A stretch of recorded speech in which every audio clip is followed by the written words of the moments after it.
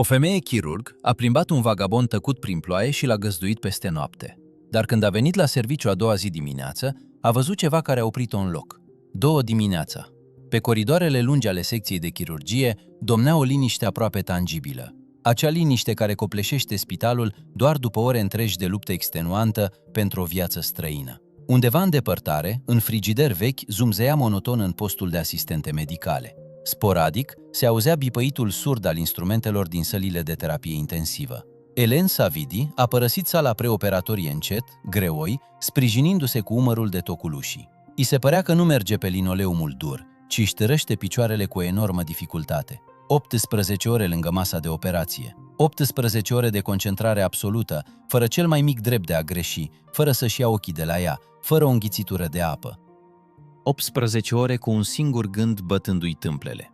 Să repare vasul mare rupt al unei paciente care fusese adusă după un accident de mașină foarte grav. Au fost momente când presiunea a scăzut la niveluri critice, când anestezistul a clătinat negativ din cap. Dar Eleni a continuat cu încăpățânare să lucreze, cosând o cusătură după alta cu precizie de bijutier, până când sângele a început să curgă din nou cum trebuie. Acum că totul se terminase, umerii îi se ghemuiau slab în bluza de bumbac decolorată și elastică. Gâtul și spatele o dureau atât de tare din cauza tensiunii statice prelungite, ca și cum ar fi fost bătute cu bețe. Și-a tras de pe cap boneta chirurgicală de unică folosință, îndreptându-și mecanic coada de cal închisă la culoare și păroasă, care sub lumina slabă a lămpilor strălucea cu fire argintii vizibile. Pe nas și obraj îi ardea marca roșie adâncă și dureroasă de la ochelarii de protecție strânți și masca groasă. Își dorea un singur lucru, să ajungă la dormitor, să-și scoată pantofii strâmți de pe picioarele ei clătinate, să se prăbușească pe canapeaua veche și stricată și pur și simplu să închidă ochii timp de o jumătate de oră. Dar la capătul lungului coridor o așteptau. O femeie înaltă și îngrijită, de vreo 40 de ani, s-a ridicat brusc de pe o canapea de piele pentru oaspeți lângă scară. Purta neglijent o haină de blană scumpă care strălucea sub lumini. În ciuda căldurii și a sufocării din salon, un miros greu, dulce sărat, al unui parfum de marcă umplea spațiul, acoperind mirosul puternic obișnuit de înălbitor, cuarț și alcool al spitalului. Femeia a traversat distanța care o despărțea de Eleni. Tocurile cizmelor ei italienești loveau linoleumul vechi într-un ritm ascuțit, aproape agresiv, străpungând liniștea nopții. Știi ce ai făcut? Vocea ei era ascuțită, pițigăiată, aproape furia. Flutura în aer, cel mai recent smartphone, pe ecranul căruia apărea un mesaj lung de la medicul de gardă.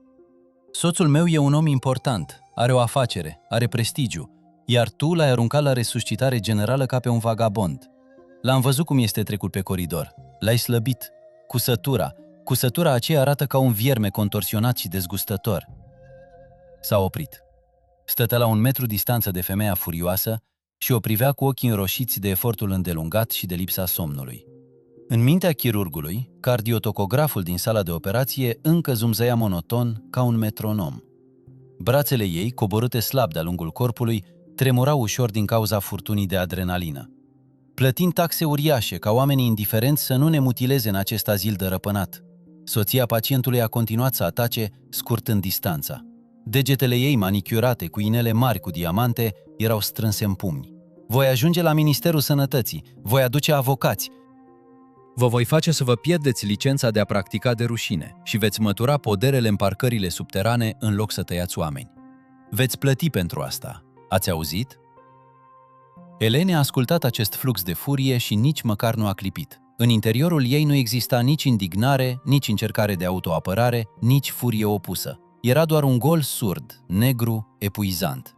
După 17 ani de muncă non-stop în chirurgia de urgență, văzuse multe fețe ale fricii. Și această frică agresivă, sătulă, a oamenilor obișnuiți să cumpere și să controleze totul, îi era mult prea familiară. Nu avea rost să se certe cu un bărbat aflat într-o stare de isterie. Nu avea puterea să se apere și să povestească cum, cu propriile mâini, îi readusese inima soțului ei la viață după ce aceasta încetase să mai bată. A respirat încet și adânc, simțind cum coastele de sub materialul subțire al bluzei îi răspund cu o durere surdă, narcotică.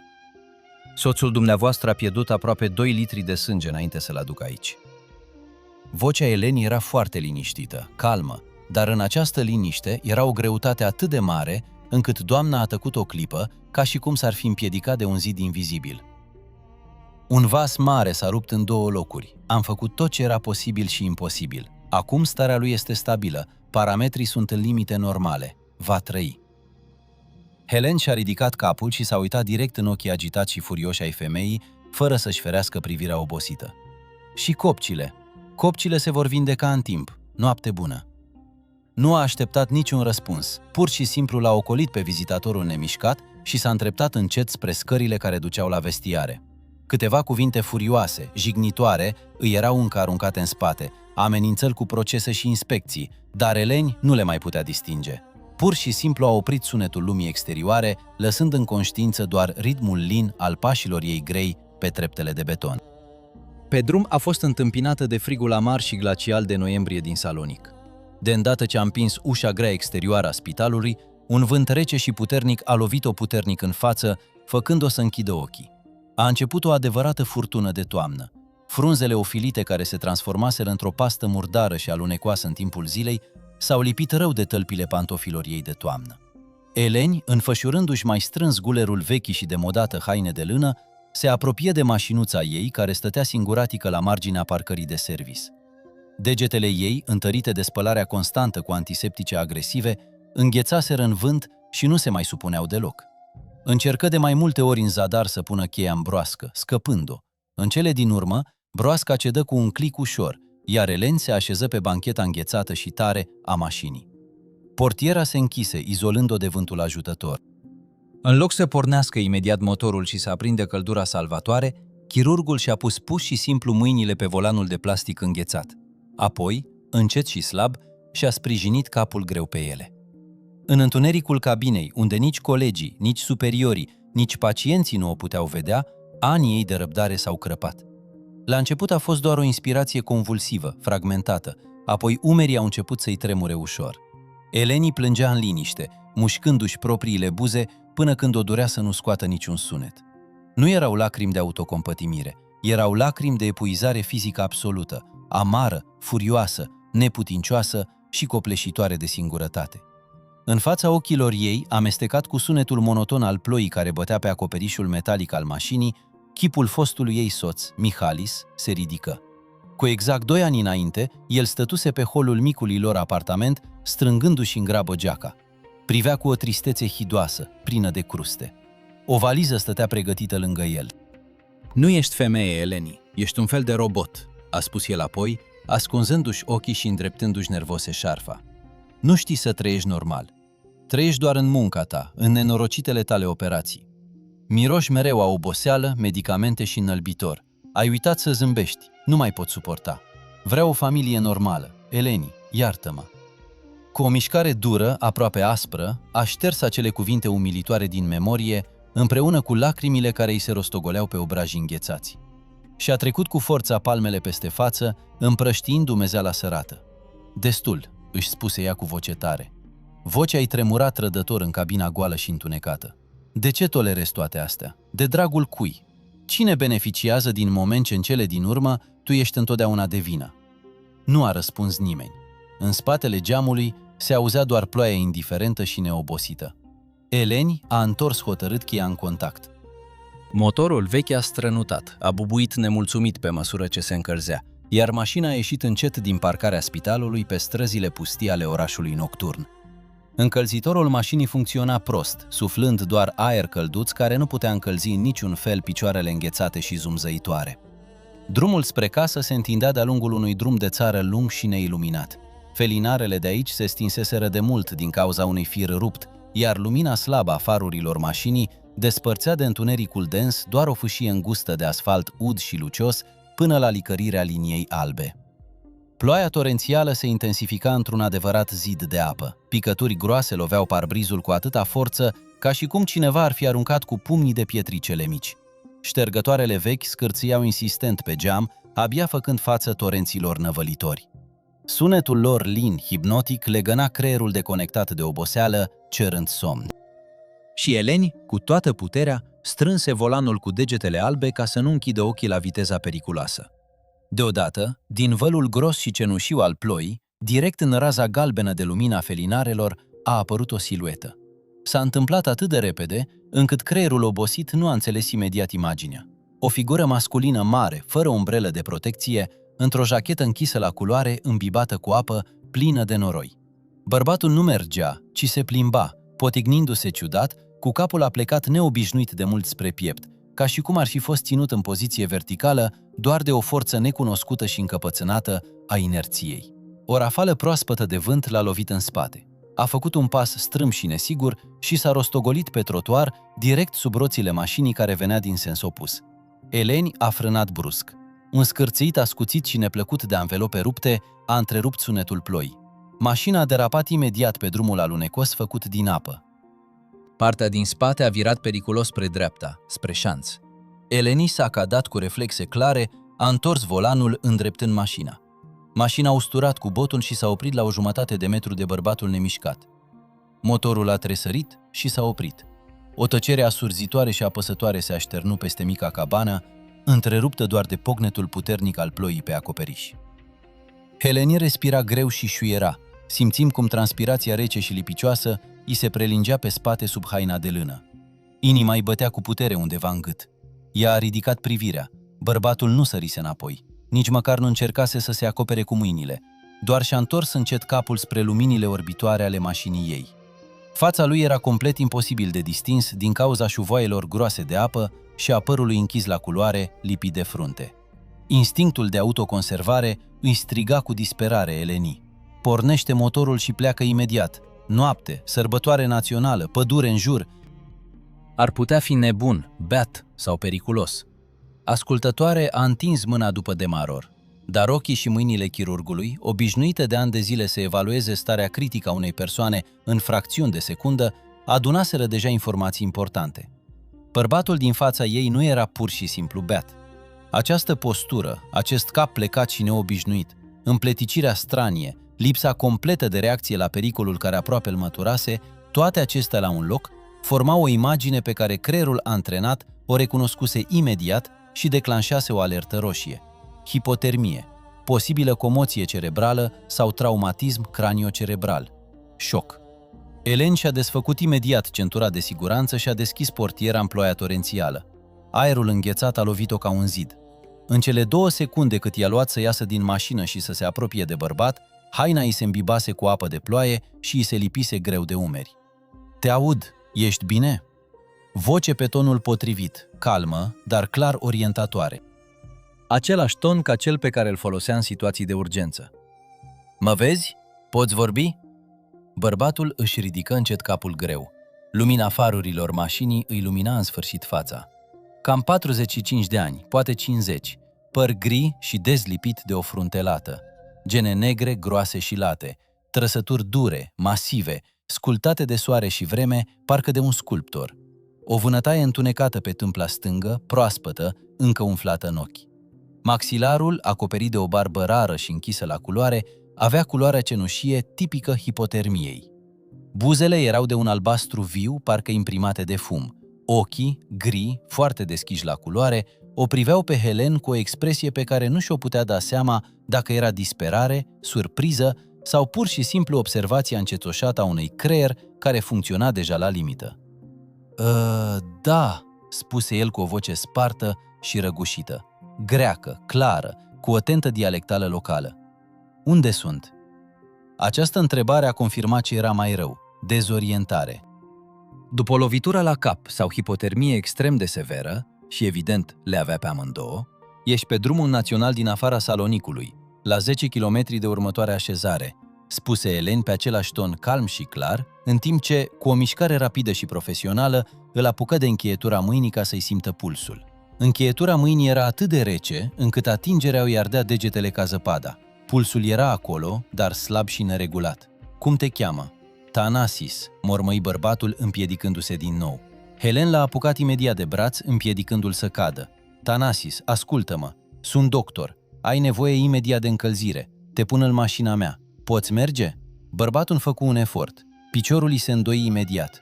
Dacă Helen nu l-ar fi apucat de sub braț, ar fi căzut direct în balta de asfalt. Eleni, în ciuda propriei epuizări, găsi cumva o rezervă de putere pe care nu știa că o are încă. Și-a pus brațul în jurul umerilor lui și a început să-l ducă pas cu pas spre mașină. Cântărea mult, cel puțin 90 de kilograme, înalt cu umeri lați. Eleni strânse din dinți și continuă să meargă pe asfaltul alunecos. Cu mare dificultate l-a așezat pe scaunul din dreapta. Bărbatul stătea ca un prost, cu mâinile înghețate pe genunchi și capul plecat.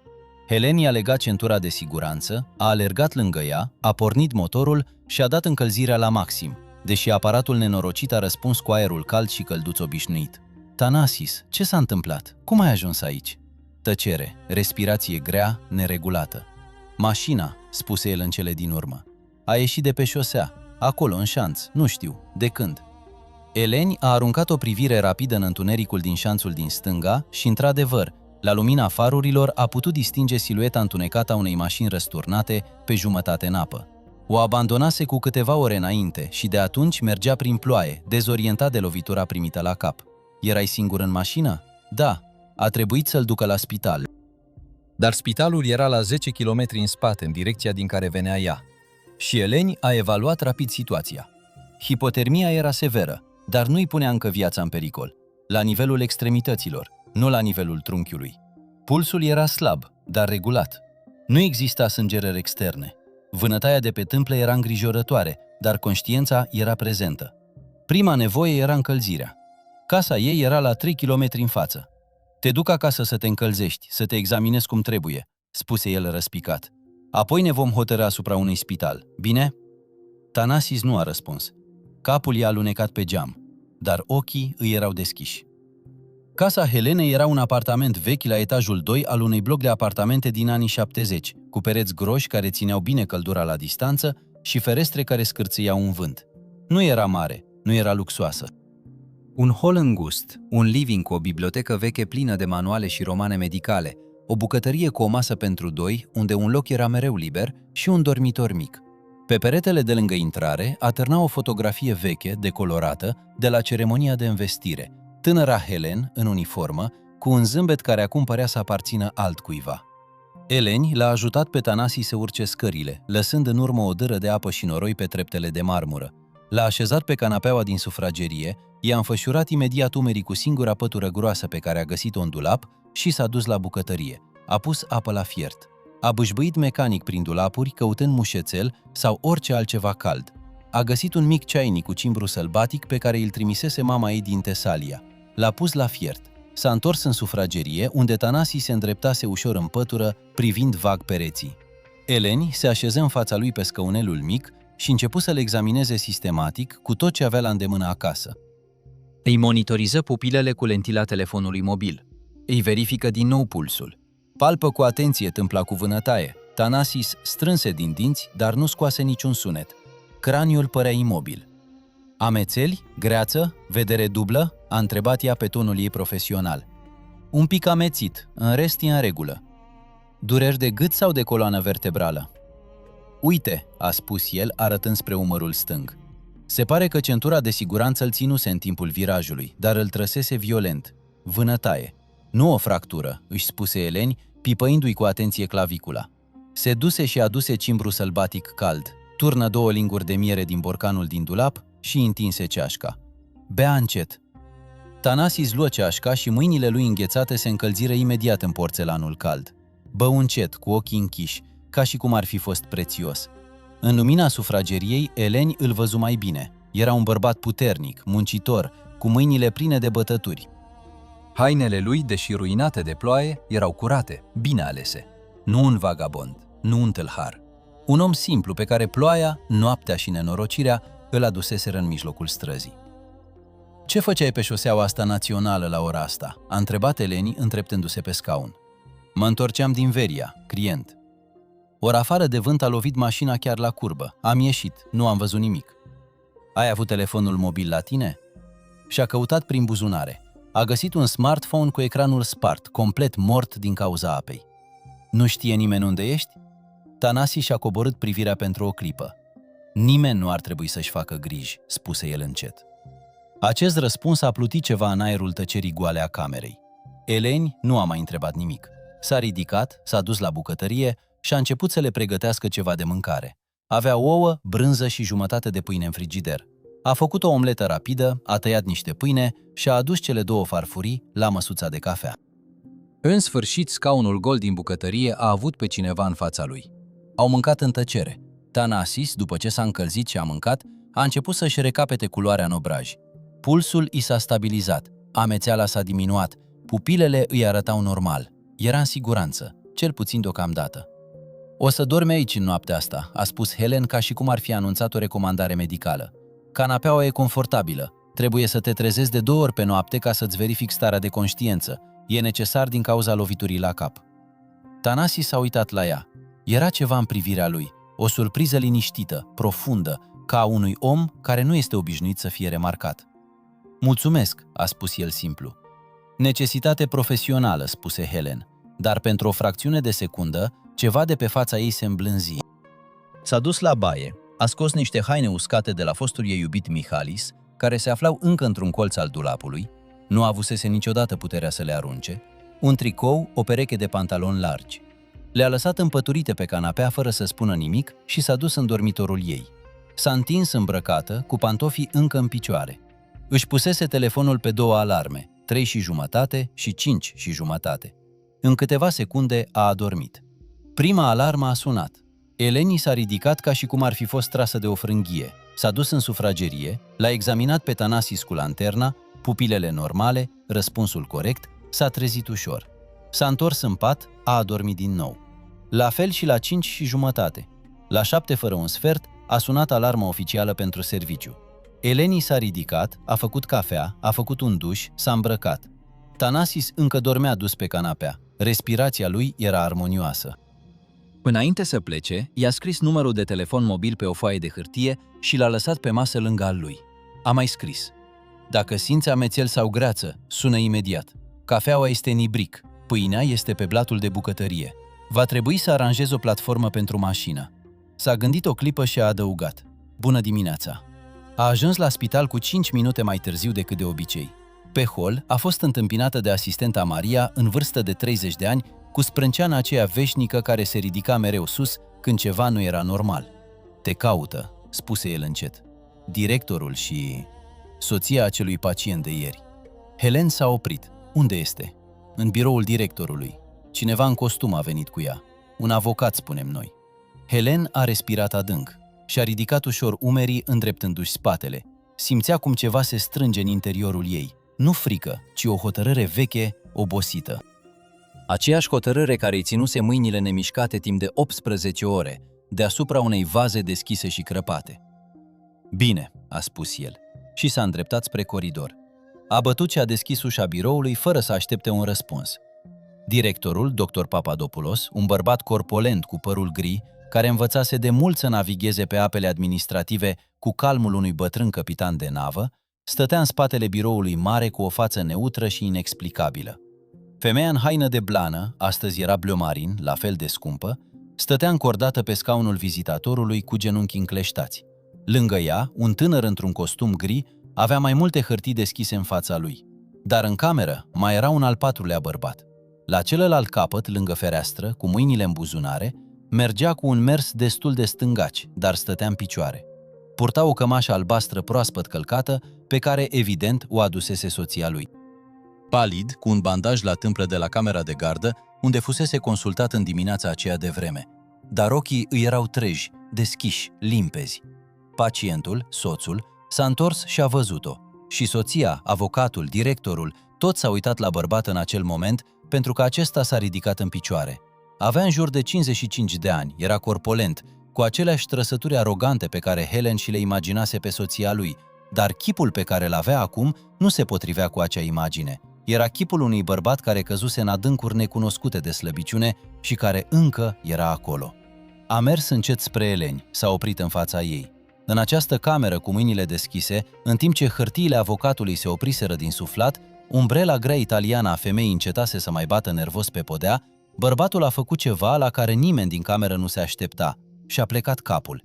Nu ușor, nu formal. S-a înclinat adânc, într-un mod care dădea dovadă de o greutate reală, fizică a recunoștinței.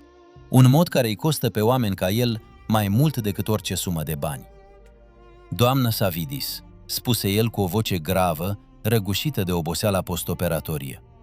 "Numele meu este George Alexiou. Aseară, soția mea mi-a povestit ce s-a întâmplat aici, în afara sălii de operație.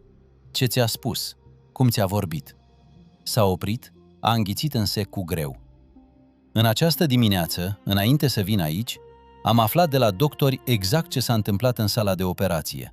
Câte ore, de câte ori mi-a scăzut tensiunea arterială, de câte ori mi s-a oprit inima și a pornit din nou. Soția lui de pe scaun făcu o mișcare, ca și cum ar fi vrut să spună ceva. George Alexiou nu-i dădu niciun moment.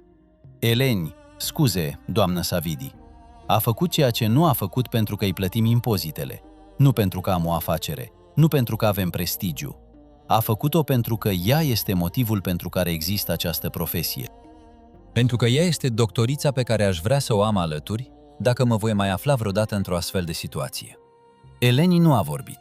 Stătea în prag, privindu-l fără nicio expresie pe față. Acea expresie pe care anii de practică o transformaseră în scutul ei protector. Dar ceva în interiorul ei, undeva foarte adânc sub platoșa detașării profesionale, a început încet să se dezghețe ca un membru înghețat care se încălzește din nou. Vreau să-mi cer scuze în numele familiei mele, a continuat Alexiou. Și vreau să ne retragem orice amenințare, orice acțiune de natură juridică. S-a întors către avocat cu o privire scurtă, dar inconfundabilă. Tânărul și-a închis imediat dosarul. Femeia în palton bleu marin nu a spus nimic. Se uita la genunchii ei. Obrajii ei aveau o culoare care nu provenea de la machiajul scump. Era nuanța rușinii, a unei rușini reale, amare, care nu se negociază. Directorul Papadopoulos și-a desprins în sfârșit degetele de pe masă și și-a închis dosarul cu ceea ce părea a fi o ușurare de un deceniu. Cred că lucrurile sunt clare, spuse el cu vocea lui profundă și meticuloasă. Doamnă Savides, mult succes în tura dumneavoastră. Asta a fost tot. Întâlnirea se terminase. Helen dădu ușor din cap, nici triumfătoare, nici satisfăcută, ci doar profesională, și părăsi biroul. Închise ușa în urma ei cu o mișcare lentă și discretă. Pe hol, Maria, asistenta medicală, aștepta cu ochii arzători. Eleni a trecut pe lângă ea fără să se oprească. Cum a mers?" a șoptit Maria. Firește, răspunse Elen fără să se întoarcă. Tura din ziua aceea era de jumătate de zi, 10 ore în loc de 18, un cadou plăcut din partea personalului de gardă. 2 operații programate, o urgență care a apărut la prânz, o gaură în intestinele unei doamne în vârstă care căzuse. O muncă simplă, curată, fără drame. La sfârșitul turei, puțin înainte de ora 7 seara, telefonul ei mobil a sunat cu număr necunoscut. Înainte! Doamna Savides, o voce gravă familiară. Aceasta este Thanasis, de aseară. Helen s-a oprit pe hol. Thanasis, ce mai faci? Mult mai bine. Amețeala a dispărut complet. Umărul încă doare, dar se ridică. Am fost la urgențe în această dimineață pentru o radiografie, nimic rupt. Bine, a spus Helen, ai grijă de umăr timp de o săptămână. Evită încărcăturile grele. Tăcere pentru o clipă.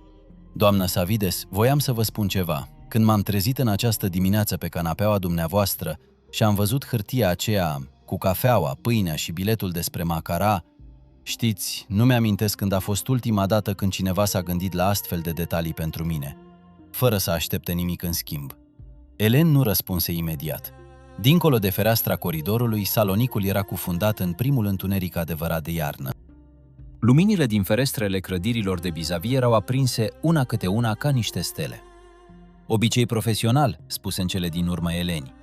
Dar de data aceasta tonul era diferit, mai ușor, ca și cum ceva ar fi început să se rezolve de la sine. Macaraua a sosit la ora 2, a continuat Thanasis. Mașina a fost salvată și aș vrea, dacă îmi permiteți, să vă aduc ceva, drept mulțumire. Nimic măreț. Nu este nevoie. Știu că nu e necesar, dar aș vrea. Încă o tăcere, de data asta mai scurtă. Bine, a spus Helen.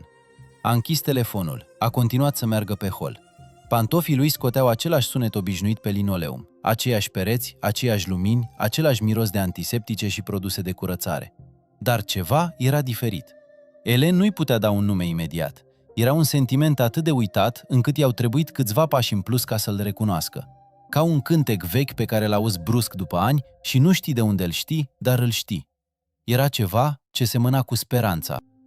Nu marea speranță teatrală a filmelor și a poveștilor. O speranță mică, timidă, fragilă, precum primul soare care iese după multe zile de ploaie, când nu te aștepți la el și îl vezi brusc pe peretele din fața ta și te oprești o clipă. Vinerea următoare, la ora 7 seara, cineva a sunat la ușa apartamentului de la etajul 2. Eleni a deschis ușa îmbrăcată în șorțul ei de bucătar, lucru rar, pusese linte la fiert, lucru pe care nu-l mai făcuse de luni de zile. Thanasis stătea în prag. De data asta nu ploua. Haine curate, păr pieptănat. Ținea în mână o cutiuță mică. Înăuntru era un borcan cu cimbru din satul său, spuse el, și o sticluță mică cu miere din munții Pieria, exact ce era nevoie pentru cimbru sălbatic. Eleni s-a uitat la el, s-a uitat la cutie, s-a uitat înapoi la holul casei ei, unde mirosul de linte se încălzea încet în aer.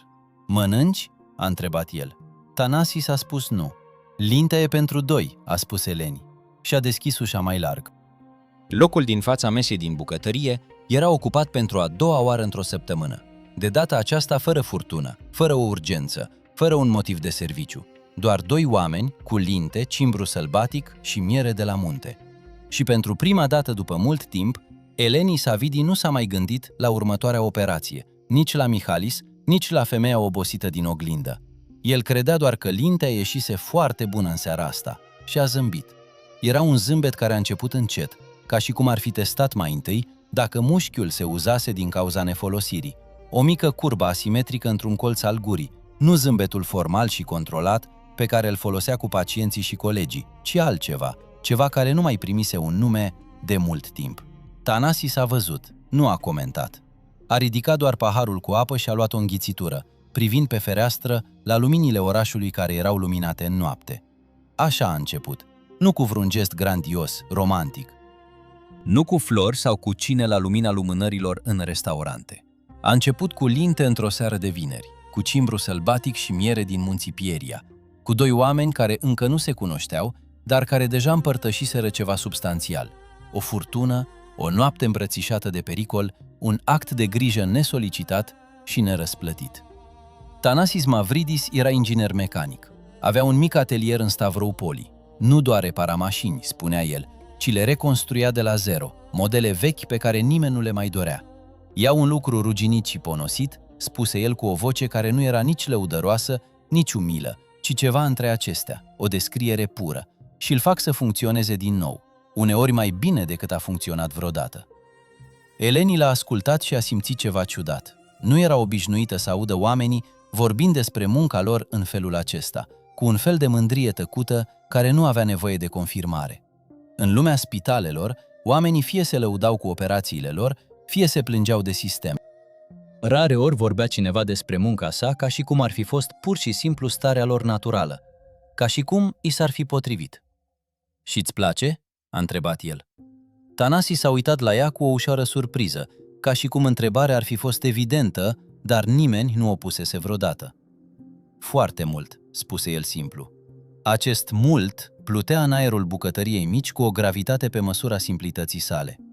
După o vreme, aproape involuntar, Eleni a început să vorbească despre propria ei muncă, nu în felul formal, distant pe care îl folosea de obicei cu străinii, ci într-un mod care a surprins-o. A vorbit despre sentimentul pe care îl are atunci când un vas este cusut cum trebuie și sângele începe să curgă din nou. O satisfacție care nu poate fi descrisă în cuvinte, dar care trăiește în degete. A vorbit despre nopțile în care termină o operație dificilă și stă un minut pe coridor în tăcere absolută, simțind cum corpul ei este complet gol, dar ceva în interiorul ei este plin. Adică, spuse Thanasis încet, ca și cum ar fi testat gândul. E ca și cum ai lua ceva stricat și al face să funcționeze din nou. Helen s-a oprit. Da, a spus el, pur și simplu. S-au privit o clipă. Apoi amândoi și-au întors privirea în același timp, iar ceva în aer s-a luminat. Thanasis a plecat puțin după ora 9. La ușă și-a pus jacheta cu mișcări lente, îngrijindu-și umărul rănit. Helen a observat această mișcare mică și atentă, felul în care o persoană învață să gestioneze durerea în loc să o ignore. Umărul mai are nevoie de 2 săptămâni, a spus el, și dacă brațul începe să-ți amorțească, sună imediat. Știu, spuse Thanasis, ai spus-o deja. Știu că am spus-o. O altă tăcere. Dar această tăcere era de un alt fel decât celelalte, nu era goală. Era plină de ceva ce simțeau amândoi, dar pe care niciunul nu era pregătit să-l numească. Noapte bună, doamnă Savides. Noapte bună, Thanasis. Ușa s-a închis. Pașii lui s-au auzit pe treptele de marmură, lente, puțin neuniforme din cauza pantei, apoi s-au amuțit. Eleni a stat nemișcată pe hol preț de 1 minut. Apoi s-a dus în bucătărie, a luat vasele, le-a spălat în chiuvetă cu același ritm mecanic cu care făcea totul, dar a lăsat cele 2 pahare la urmă. Le-a ținut unul câte unul sub jetul de apă cu o grijă care nu se potrivea unei simple munci de bucătărie. Nu voia să se gândească la nimic. Dar mintea chirurgului, acea minte persistentă, analitică, care nu se odihnea niciodată complet, începuse deja să adune informații așa cum făcea întotdeauna. Felul în care Thanasis asculta, fără să se uite la telefonul mobil, fără să-și pregătească următorul răspuns. Felul în care vorbea, puține cuvinte, dar alese. Felul în care vedea borcanul cu cimbru în dulap și zâmbea ușor, fără să spună nimic. A clătinat din cap, a stins luminile din bucătărie, a adormit. De data aceasta nu a adormit imediat. În următoarele 3 săptămâni, Thanasis a sunat de 2 ori. Odată în legătură cu accidentul, așa cum îi spusese Eleni, și odată fără niciun motiv de sănătate. Pur și simplu ca să spună că găsise o mașină veche, model 1972, într-un depozit din Edesa și că nimeni nu știe ce se ascunde în depozitele vechi. Eleni a spus că nu știe nimic despre mașini. Thanasis a spus că asta nu contează. Al 3-lea apel a venit într-o dimineață de sâmbătă, când Eleni era liberă pentru o tură rară. Stătea în sufragerie cu cafeaua și o revistă medicală pe care nu o citea, privind în schimb la ploaia care cădea pentru a 3-a zi consecutiv pe fereastră. Mergi undeva azi?" a întrebat Thanasis. Nu. Vrei să vii să vezi mașina? Tocmai am dus-o la service. Nu e nimic oficial, doar o chestie ruginită și dărăpânată." Helen s-a uitat la ploaie, s-a uitat la revistă, s-a uitat la cafea. Unde este atelierul? Atelierul lui Thanasis era o clădire largă, cu tavan înalt, aproape de capătul unei străduțe mici din Stavroupoli, cuibărită între depozite și o fabrică veche care nu mai funcționa. Afară, într-un rând de-a lungul zidului, stăteau diverse mașini în diferite stadii de degradare și regenerare. Una fără uși, una fără motor, una complet curată și strălucitoare, arătând de parcă tocmai ieșise din fabrică acum 50 de ani. Înăuntru mirosea a ulei de motor, metal și încă ceva. Ceva ce nu putea fi numit ușor, dar era prezent în locurile unde oamenii făceau ceva ce iubeau cu mâinile lor. Un miros de muncă asiduă. Noua mașină, modelul din 1972, stătea în mijlocul spațiului, sub o lampă mare. Era o mașină grecească veche, mare, cu detaliile cromate clasice care ruginiseră și vopseaua care se decojise în multe locuri, dezvăluind metalul gol de dedesubt. Anvelopele erau într-o stare proastă, un geam era spart, dar liniile ei erau încă acolo. Acele linii grele și mândre pe care le aveau mașinile vechi și pe care cele moderne uitaseră cum să le facă. Helen stătea în fața lui și se uita la el. Ce se va întâmpla?" a întrebat el. Orice e nevoie," spuse Thanasis, stând lângă ea cu brațele încrucișate. Mai întâi motorul, apoi farurile, apoi vopseaua, dar asta e ultima, mai întâi interiorul. Cât timp? 6 luni dacă lucrurile merg bine, 1 an dacă găsesc probleme pe care nu le văd încă. Și dacă nu se mântuiește? Thanasis se întoarse și se uită la ea cu expresie de parcă întrebarea i s-ar fi părut amuzantă, dar nu într-un fel care să o facă pe cealaltă persoană să se simtă prostuță. Se salvează, spuse el. Întotdeauna se salvează ceva. Eleni s-a uitat din nou la mașina ruginită, apoi s-a uitat la Thanasis. Ceva din cuvintele lui, ceva se salvează întotdeauna, a aterizat în interiorul ei într-un mod la care nu se așteptase. Ți-e foame?" a întrebat Thanasis. Pe la ora 2 după amiaza s-au așezat într-o mică tavernă la 2 străzi distanță pe care Thanasis o cunoștea. Mese de lemn, șervețele de hârtie, o bătrână care ducea farfurii cu autoritate care nu lăsa loc de alegere. Mâncare gătită, delicioasă, servită fără ceremonie. Așa a trecut prima lor sâmbătă. Următoarele sâmbete au venit cu un conținut diferit, dar cu același ritm. Odată Thanasis a venit la ea acasă cu 1/2 de kilogram de nuci proaspete de la unchiul său din Nausa și au făcut plăcintă cu nuci. Sau mai degrabă, Thanasis a făcut una, iar Eleni a urmat instrucțiunile cu meticulozitatea unui chirurg care caută o logică științifică în spatele cantităților și nu o găsește. Odată s-au dus la Muzeul Culturii Bizantine pentru că Thanasis a spus că nu-l vizitase niciodată, deși locuia în Salonic de 20 de ani și că acesta era un lucru care trebuia corectat. Odată după amiaza au fost în atelier și Eleni s-a așezat pe un scaun vechi, și a citit o carte în timp ce Thanasis lucra în tăcere la motor, iar nimeni nu a simțit nevoia să umple liniștea. Acesta era probabil cel mai neobișnuit lucru la Eleni, tăcerea. Toată viața ei, tăcerea fusese fie un instrument, fie un vid. În sala de operație, tăcerea era concentrare absolută. Acasă, tăcerea era vocea singurătății. Dar aici, în atelier, cu mirosul de ulei de motor și sunetul cheii pe metal, tăcerea era altceva. Era ceva comun. Era împărtășită. Era un răgaz. Mihalis nu suporta niciodată tăcerea. Își dorise dintotdeauna muzică, televiziune, voci. Acum Eleni înțelegea că nu Mihalis însuși nu suporta tăcerea. Liniștea dintre ei era tăcerea aceea specifică, goală, a doi oameni care nu au nimic de împărtășit, dar nu vor să recunoască. În decembrie, chiar înainte de Crăciun, Thanasis i-a povestit despre soția lui. Stătea în bucătăria ei și bea cafea și a spus-o ca și cum ar fi așteptat momentul potrivit, fără să știe când va fi. Se căsătoriseră devreme, a spus el. Amândoi aveau 24 de ani. Aveau un copil, un băiat, Nikos, acum în vârstă de 18 ani, plecat la Atena pentru studii. Soția lui, Sofia, murise acum 5 ani, cancer, un an de la diagnostic până la sfârșit.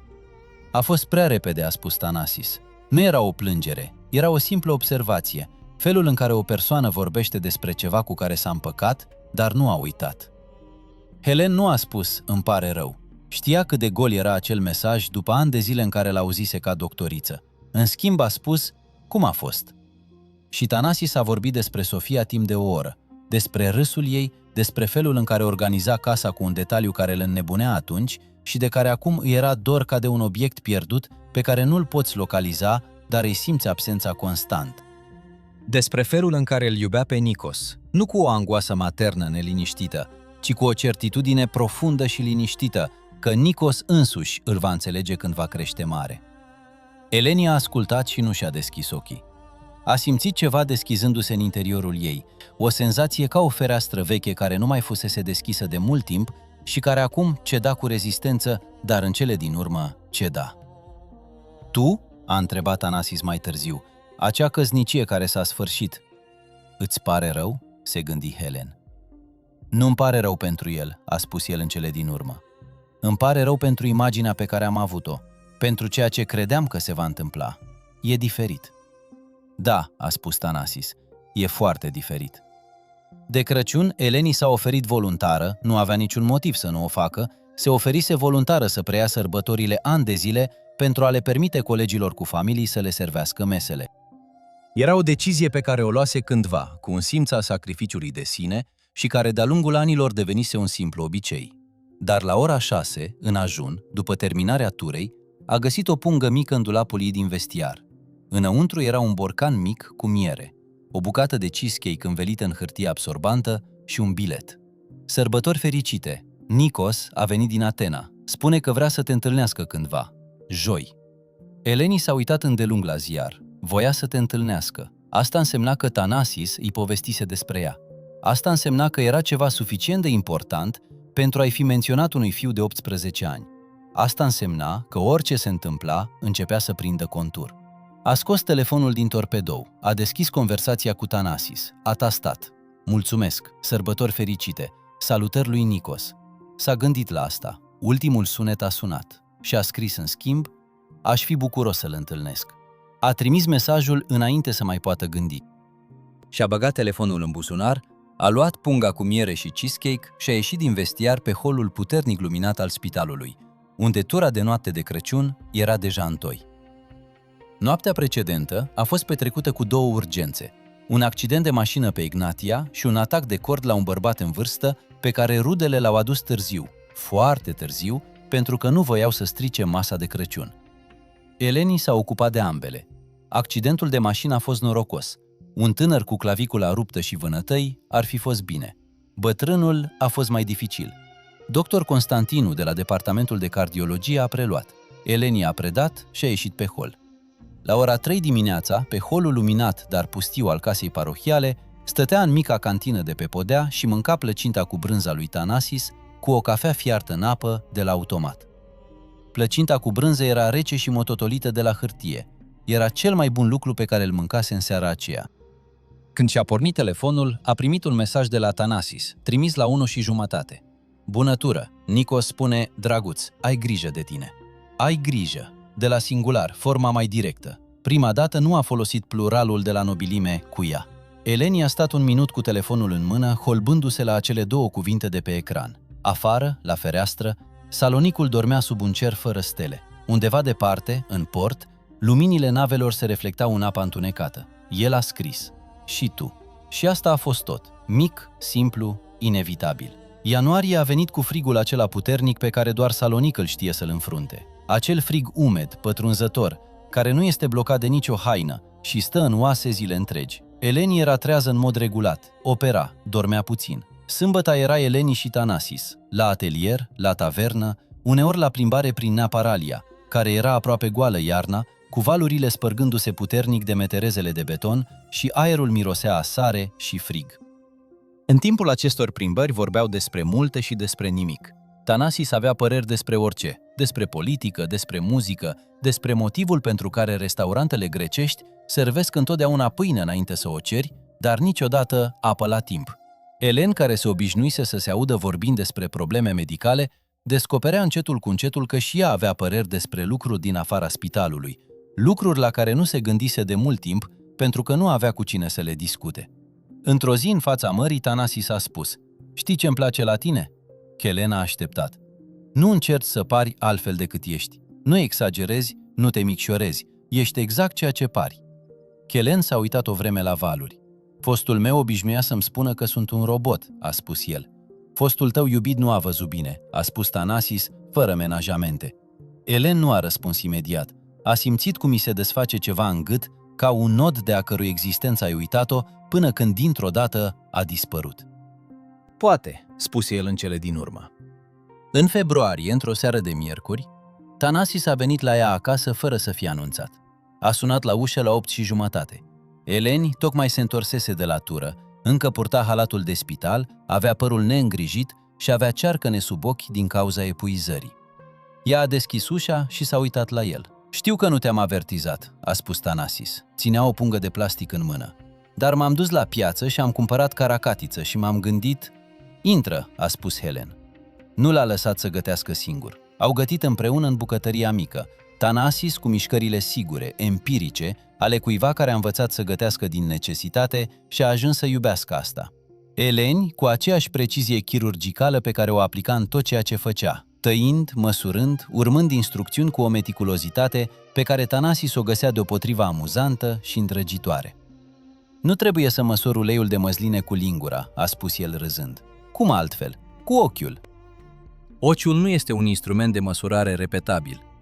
Thanasis a râs în hohote. Era un râs profund și sincer care a umplut bucătăria și s-a răsunat de pe pereți. Eleni s-a uitat la el și a simțit ceva cald în piept. Ceva atât de simplu și atât de rar în același timp, încât nu l-a recunoscut imediat. A fost bucurie. Bucurie pură, nepretențioasă, de moment. Au mâncat încet, vorbind mult. Nikos sunase în săptămâna aceea, a spus Thanasis, și întreba de doctor. Eleni l-a întrebat ce mai face Nikos, iar Thanasis a vorbit despre fiul său într-un mod pe jumătate mândriu și pe jumătate teroare, acea teroare specială a părinților care își văd copiii devenind ceea ce vor deveni și știu că nu pot controla rezultatul. O să fie bine, a spus Helen. De unde știi asta? Nu știu, dar așa cum vorbești despre el, cineva care a crescut cu acea dragoste nu o pierde ușor. Thanasis se uită la ea. În lumina bucătăriei, cu părul său gri și trăsăturile grele marcate de viață, era un bărbat care nu încerca să pară mai tânăr sau mai ușor decât era în realitate, care își adusese anii cu el ca pe niște unelte, nu ca pe o povară. Helen, spuse el și se opri. Era prima dată când își folosea doar prenumele fără doamnă în față, ultimul, cu excepția mesajelor text. Eleni nu a spus nimic. S-a uitat la masă, apoi la el. N-am mai făcut asta de mult timp, continuă Thanasis încet. Nu știu dacă o fac bine. Nici eu, a spus Helen, dar nu cred că există un drept la asta. Crezi în asta? La ce? Că poți începe din nou, de la mijloc, dintr-un punct care nu este începutul. Elen s-a gândit un minut. Imagini i-au trecut rapid prin minte. Mihalis cu valiza, anii petrecut singură, femeia cu haina de blană, mașina ruginită din garaj, întotdeauna se salvează ceva. Cred că orice lucru reparat de la mijloc, spuse el încet, are cusături mai rezistente decât era de la început. Thanasis a rămas nemișcat o clipă. Apoi, pentru prima dată de la noaptea furtunii, s-a întins peste masă și a acoperit degetele. Mâinile lui erau calde, aspre de la muncă, dar calde. Helen nu a reușit. Martie a venit odată cu primele semne ale primăverii, un început, o ezitare a naturii între continuarea iernii și ceva nou. Copacii de pe plajă începuseră să scoată muguri pe care vântul de nord îi smulgea în fiecare noapte, dar dimineața se încăpățânau să se întoarcă. Nikos a venit la Salonic pentru o vizită de 3 zile la mijlocul lunii. S-au întâlnit într-o sâmbătă după amiază, într-o cafenea de lângă Aristotelus. Eleni a sosit cu 5 minute mai devreme, un obicei pe care îl căpătase de la operație. Nu întârziase niciodată în viața ei.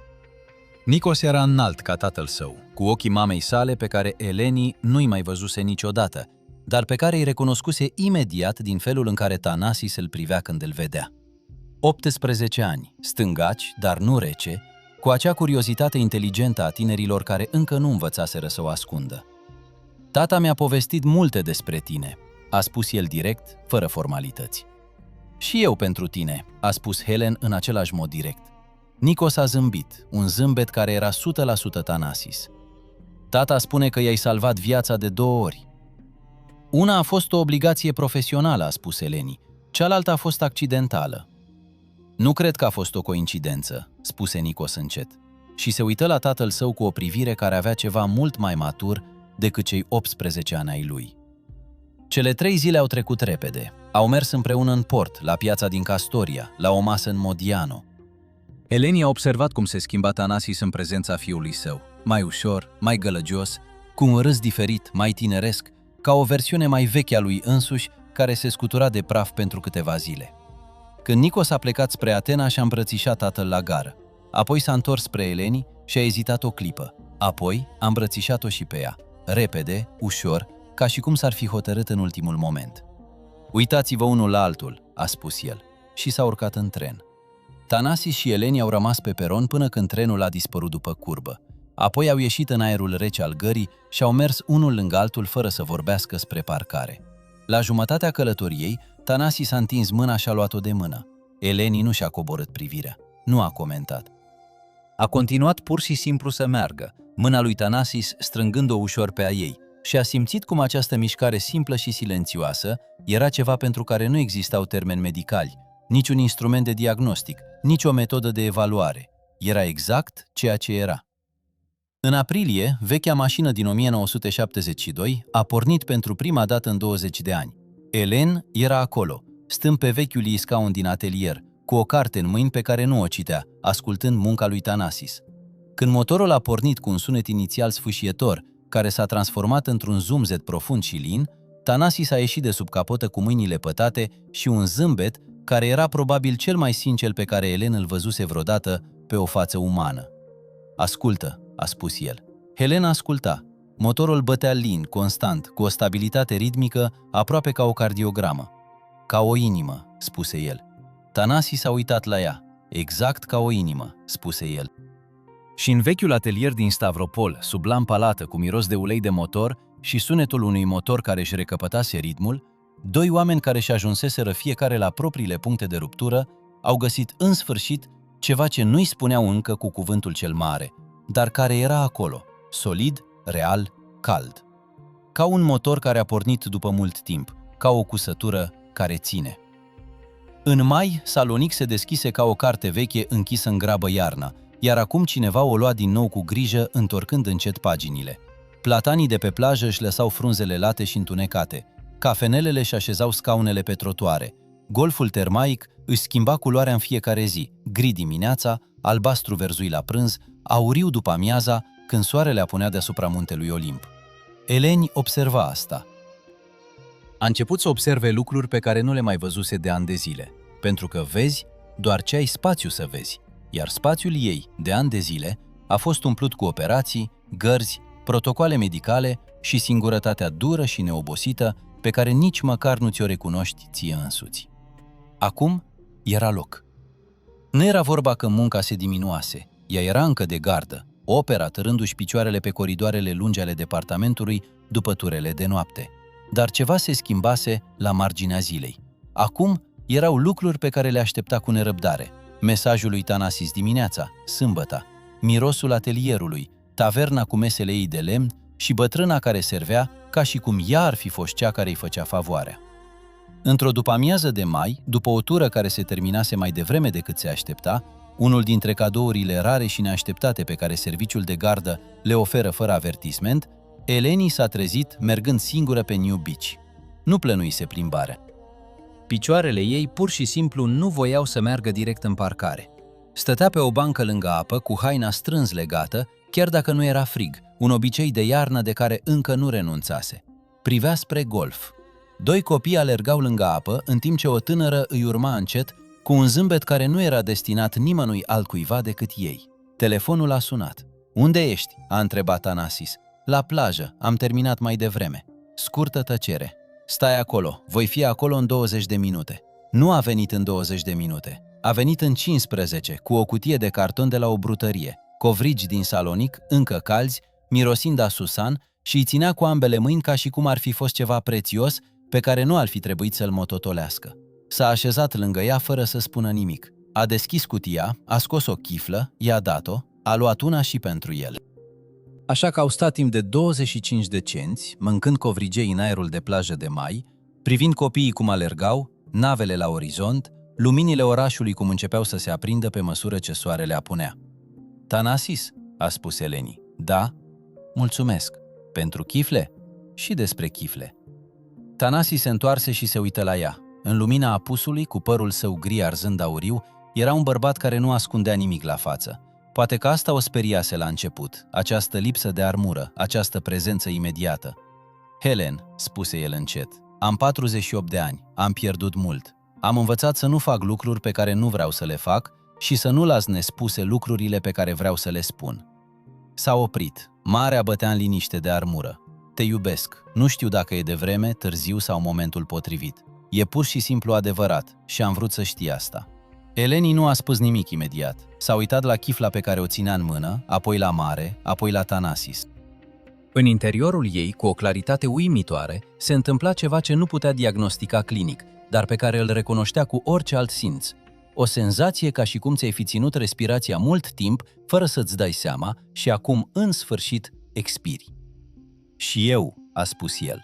Voce calmă, clară, fără nicio ezitare la final. Thanasis nu a spus nimic.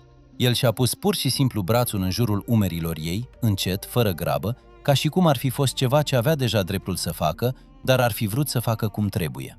Elen și-a sprijinit ușor capul de umărul lui, un gest mic, dar imens pentru un bărbat obișnuit să-și țină capul sus și nimic mai mult. Soarele a apus în spatele muntelui Olimp. Luminile orașului s-au aprins una câte una. Copiii au fost chemați acasă de mama lor cu o voce care răsuna clar prin aer. Au mai stat puțin până când aerul s-a răcit și Elena a simțit cum umărul lui Thanasis se încordează ușor. Vechea rană, care chiar și în frig îi amintea de prezența lui. "Te doare umărul?" "Puțin." "Trebuie să faci fizioterapie." "Știu, spui 2 luni." "De ce nu o faci?" "Pentru că îmi place când spui asta." Eleni și-a ridicat capul și s-a uitat la el. Thanasis zâmbea, acel zâmbet asimetric, mai degrabă într-o parte, pe care învățase să-l recunoască din măsurători. În ciuda propriei inițiative, în ciuda anilor de detașare antrenată, Eleni râdea, un râs adevărat, nu zâmbetul sociabil, ci ceva care pornea de undeva din adâncul sufletului și ieșea ritmic și viu în aerul rece al plajei. Thanasis s-a uitat la ea cu acea expresie de satisfacție tăcută, ca un inginer care aude un motor funcționând exact așa cum ar trebui. Într-o duminică din iunie s-a întâmplat ceva ce Eleni nu mai făcuse de mulți ani. Au mers la Veria. Thanasis voia să vadă un furnizor de piese de schimb pentru vechea lui mașină, iar Eleni a mers și ea pentru că nu avea niciun motiv să nu meargă. Era o zi caldă și relaxantă. Au terminat de vreme cu vânzătorul și s-au plimbat prin vechea piață din Veria, de-a lungul străzilor înguste și pietruite, pe sub balcoanele suspendate ale vechilor case otomane, printre magazine care vindeau de toate, de la brânză de casă la unelte vechi. Într-un magazin de antichități, printre teancuri de cărți și obiecte prăfuite care nu știau cu siguranță ce erau odată, Eleni a găsit un vechi manual medical publicat în 1958, o traducere în greacă a unui text german de anatomie chirurgicală. L-a luat și l-a răsfoit. Ilustrațiile erau scrise de mână, detaliate, aproape artistice.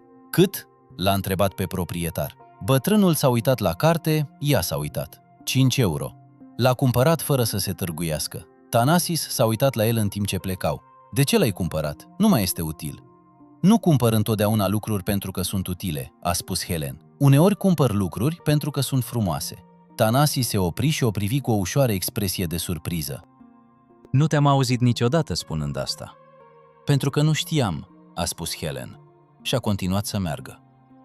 În Veria au mâncat într-o veche tavernă cu curte interioară, sub un dud mare care arunca o umbră mozaicizată pe mese, cu vin dintr-un ulcior și pește pe care l-au adus fără să întrebe. Thanasis îl cunoștea pe proprietar. El cunoștea întotdeauna pe cineva. Era unul dintre acei oameni care acumulează relații fără să le caute, pur și simplu pentru că îi tratează pe oameni ca pe oameni. S-au întors la Salonic târziu în noapte. În mașină, pe drumul național, același drum pe care l-a lovit furtuna, deși acum era uscat și luminat de lună, Elen privea pe fereastră câmpurile întunecate și luminile satelor de pe dealurile îndepărtate. Mă gândesc odată la noaptea aceea, a spus el. În ce noapte? Prima, ploaia, șanțul. Thanasis și-a ținut ochii ațintiți asupra drumului. Și eu.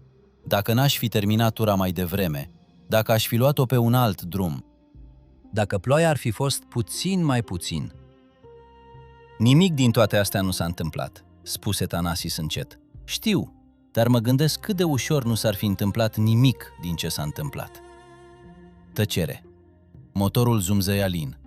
Luminile mașinilor care veneau din sens opus treceau ca niște meteoriți. Poate de aceea merită, spuse în cele din urmă Thanasis, pentru că nu era de la sine înțeles. Helen se întoarse și se uită la el. În lumina lunii și în luminile trecătoare, profilul lui era ferm, calm, chipul unui om care nu se sperie de gândurile mărețe, ci le lasă să stea lângă el. Da, a spus el, poate de aceea. În iulie, Nikos a venit în vacanță. A stat 3 săptămâni. Prima săptămână a fost doar el și tatăl său, un timp pe care Eleni l-a respectat fără ca nimeni să fie nevoit să spună nimic. În a doua săptămână s-au întâmplat lucruri împreună. Scufundări în Halkidiki, o masă cu fructe de mare în Nea Mihaniona, o excursie la Prespa pe care Thanasis o plănuise de mult timp. În Prespa, stând dimineața pe malul lacului, cu apa atât de albastră și nemișcată încât părea pictată, Nikos privea păsările de la orizont și spuse fără să se întoarcă. Vă înțelegeți bine împreună, văd asta. Nimeni nu a răspuns imediat. Mă bucur, adăugă Nikos, și în acele două cuvinte era ceva mult mai vechi decât vârsta lui. Ceva care se maturizase acolo unde se maturizează copiii care își pierd un părinte de vreme. În înțelegerea profundă și tăcută că viața nu este un dat și fericirea nu cere permisiunea să apară. Elen s-a uitat la lac. A simțit cum o ustură ușor ochii, nu de tristețe, ci de acea usturime specială care apare atunci când ceva frumos te surprinde și nu ești pregătit. Nu a spus nimic. A întins doar mâna și l-a atins pe Nikos pentru o clipă pe umăr. O mișcare ușoară, aproape imperceptibilă. Nikos nu s-a uitat, dar a simțit, iar o ușoară tresărire la colțul gurii i-a arătat că a înțeles. Până în august, vechea mașină avea acum un motor, faruri, un interior curat și un șasiu gata de vopsit. Thanasis a decis o culoare roșu intens, nu aprins, ci închis, ca vinul vechi. De ce roșu? A întrebat Eleni. Pentru că asta e culoarea pe care o avea când a ieșit din fabrică. Am găsit-o într-o fotografie veche. Vreau să fie ceea ce era, nu altceva.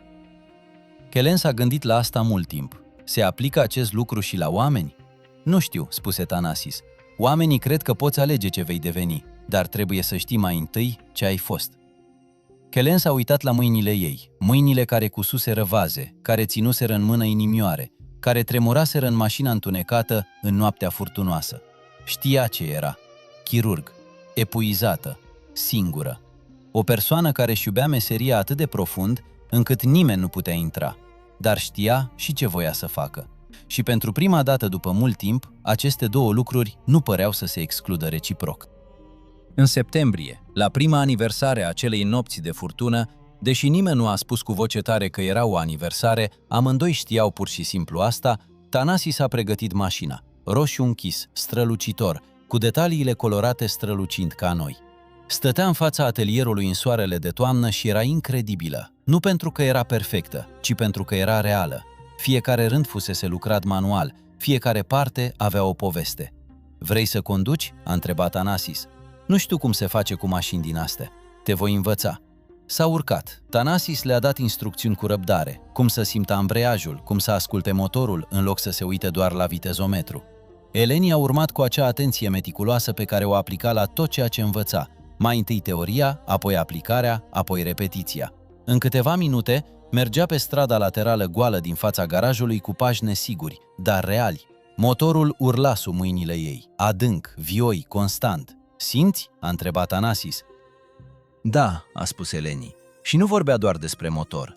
S-a întors în atelier încet, meticulos și s-a oprit exact de unde pornise. A oprit motorul. Motorul a tăcut, scoțând un ultim oftat de satisfacție. Au stat o vreme în mașina staționară, fără grabă. Toamna era deja în aer, o senzație de răcoare și miros de pământ umed amestecat cu ultima căldură a soarelui. Primele frunze începuseră să-și schimbe culoarea la platanii din cartier. Ploaia va începe din nou în curând, a spus Thanasis. Știu, a spus Helen. Nu te sperie? S-a uitat pe parbriz la cerul albastru de septembrie care încă se ținea, care încă dădea lumină. Nu, a spus el, ploaia nu mă mai sperie. Și asta era adevărat. Nu pentru că ploaia se schimbase, ploaia era mereu aceeași, rece, indiferentă și incontrolabilă, ca întotdeauna, ci pentru că Helen își schimbase felul în care stătea în ea. În octombrie, într-o noapte când ploaia se întorsese într-adevăr, nu cu forța furtunii din noiembrie trecut, ci în felul constant și răbdător al unei burnițe de toamnă, care știe că nu se grăbește, Helen stătea la biroul ei de spital după o tură și se uita la dosarul din fața ei. Era un dosar pe care directoarea Papadopoulos îl pregătise cu 2 săptămâni în urmă și pe care îl lăsase nedeschis în sertar. O propunere pentru postul de director de chirurgie. Urma să se pensioneze în ianuarie, după 30 de ani petrecuți în același spital, 30 de ani care îi lăsaseră urme vizibile pe față, dar și ceva în plus, un fel de demnitate măsurată care vine doar odată cu vârsta. Propunerea era așteptată. Toată lumea din departament o știa. Eleni era cea mai experimentată, cea mai de încredere, cea mai muncitoare. Nu exista nicio îndoială cu privire la cine era alegerea logică. Dar Helen ținea plicul în mâini și nu simțea ceea ce se aștepta să simtă. Nu simțea satisfacție, afirmare sau ambiție. Îi simțea greutatea. Director însemna mai puține operații și mai multă administrație. Însemna ședințe, evaluări, bugete și toată acea mașinărie imensă și silențioasă care menține un spital în funcțiune, dar nu miroase a sală de operații și nu are puls sub degete. A pus plicul în geantă fără să-l închidă și a plecat. În seara aceea, în bucătăria lui Thanasis, era prima dată când mâncaseră la el acasă, o casă cu 2 etaje din Stavroupoli care mirosea a lemn și a ulei de mașină și a altceva pe care nu-l putea numi, dar care părea că aparține unei case în care cineva chiar locuia, Eleni a menționat dosarul. Thanasis asculta fără să întrerupă. Amestecând supa cu mișcări lente, cu spatele la el, asculta așa cum făcuse, complet prezent, fără să fie nevoie să o arate. Când a terminat, a tăcut o clipă. Ce vrei?" întrebă el în cele din urmă. Nu ceea ce e corect, nu ceea ce e rezonabil, nu ceea ce meriți. Ce vrei?" se gândi Helen. Vreau să operez, a spus el. Știu sigur asta. Apoi chirurg. Nu e chiar atât de simplu. E exact atât de simplu, spuse Thanasis întorcându-se. Restul sunt detalii. Detalii importante, dar detalii. Helen s-a uitat la el. Nu m-ai făcut prost pentru că am refuzat o oportunitate atât de grozavă. De ce să-ți spun, spuse Thanasis simplu. Nu-mi trăiești viața, tu ți-o trăiești pe a ta. Acele cuvinte, atât de simple, atât de evidente, complet contrare a tot ceea ce auzise de ani de zile, pluteau în aerul din bucătărie cu o greutate la care Helen nu se așteptase. Michael îi spunea mereu ce ar trebui să-și dorească. Părinții ei îi spuseseră mereu ce era înțelept să aleagă. Colegii ei îi spuneau mereu la ce era normal să aspire. Nimeni nu îi spusese vreodată pur și simplu, trăiește-ți propria viață. Au mâncat fără prea multă vorbă. Supa era fierbinte și aromată cu cimbru proaspăt. Afară, ploaia continua să burnițeze. Pe fereastra bucătăriei, picăturile formau șuvoaie mici care curgeau în tăcere în jos. Mai târziu, stând în sufragerie cu câte un pahar de vin fiecare, Eleni a spus: voi refuza postul. Tanasis nu a spus te descurci bine sau ești sigur sau orice alt răspuns care ar necesita confirmare. El a spus doar bine. Și acel bine era probabil cel mai eliberator cuvânt pe care l-auzise în ultimii ani. Săptămâna următoare s-a dus la biroul lui Papadopoulos și a refuzat politicos, dar ferm. Bătrânul director s-a uitat la ea peste ochelari cu privirea unui om experimentat care nu se lasă ușor surprins. Știi ce pierzi? Știu ce țin în mână, a spus Helen. Papadopoulos s-a gândit un minut. Apoi a dat din cap încet. Poate că ai dreptate, a spus el. Puțin știu ce țin în mână. Ieșind din birou, pe holul familiar cu linoleum și lumini fluorescente, Eleni a simțit ceva ce nu mai simțise de mult timp după ce luase o decizie. Lejeritate. În noiembrie, exact la un an după noaptea aceea de furtună, Helen s-a trezit înainte de alarmă. Era aproape 7 dimineața, afară încă întuneric. Ploaia bătea în fereastră, similară cu noaptea aceea, deși mai liniștită, fără furia acelei furtuni. S-a ridicat și a făcut cafea. S-a oprit la fereastra bucătăriei cu ceașca în mână și s-a uitat spre curtea udă a blocului, ghivecele de flori de pe balconul vecinului de jos, hainele uscate pe care cineva le uitase afară și acum erau din nou ude, pisica mică care stătea uscată sub veranda de la intrare și privea ploaia cu o indiferență filozofică. S-a gândit la noaptea aceea de acum un an, drumul, silueta în luminile de la frânare, teroarea frânării, bărbatul înțepenit cu buze albastre. S-a gândit la femeia cu haină de blană de pe hol, la cuvintele care au înțepat-o, la noaptea în care a plâns, aplecată peste volan. Și s-a gândit cum din toate acestea, din epuizare, singurătate, pericol și conflict, ieșise la iveală ceva ce nu putea fi prevăzut și care nu ar fi existat dacă măcar unul dintre aceste lucruri nu s-ar fi întâmplat. A băut cafeaua încet. La ora 8 a sunat telefonul. "Bună dimineața," spuse Tanasis. Vocea îi era grea de la somn, dar caldă. "Bună dimineața. Plouă. Știu. M-am gândit să ies cu mașina azi, dacă nu plouă mult mai târziu. Hai să vedem cum e pe drumul ud." "Vreau să vin." O scurtă tăcere. Acea tăcere care nu mai era goală. "Știu," a spus Tanasis. "De aceea am sunat." După amiaza, ploaia s-a oprit. Cerul a rămas gri, dar exista o strălucire slabă care apare uneori după ploaie, ca și cum cerul ar fi fost spălat și acum ar fi fost mai curat de toată strălucirea. Străzile erau ude și strălucitoare, reflectând farurile mașinilor în linii lungi și tremurânde. Au părăsit Salonicul și au luat-o pe drumul lateral spre nord-vest, un drum care nu era nici național, nici rural, ci undeva la mijloc, cu platan bătrân de ambele părți, care forma un arc deasupra asfaltului. Mașina roșu închis se mișca încet, fără grabă. Motorul zumzăia cu acel ritm profund și mulțumit pe care îl căpătase după luni de îngrijire. Frunzele de noiembrie, galbene, portocalii, roșu închis ca mașina, se lipeau ude de parbriz, iar ștergătoarele le măturau încet. Elen se uita pe fereastră la copacii care treceau, la câmpurile care se rumeniseră odată cu sfârșitul verii, la munții dinspre nord, care primiseră deja prima zăpadă pe vârfuri. "Tanasis," a spus el. "Da? Vreau să-ți spun ceva. Spune."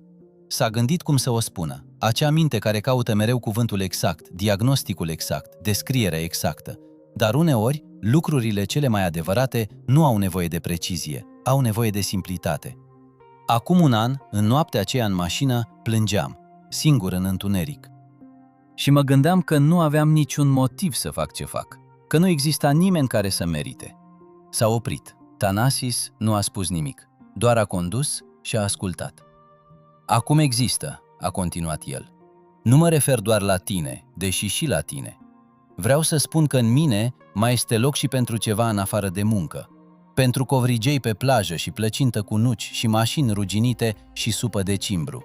Pentru Nikos și familia Prespe și cărțile pe care le cumpăr pentru că sunt frumoase. Pentru tine."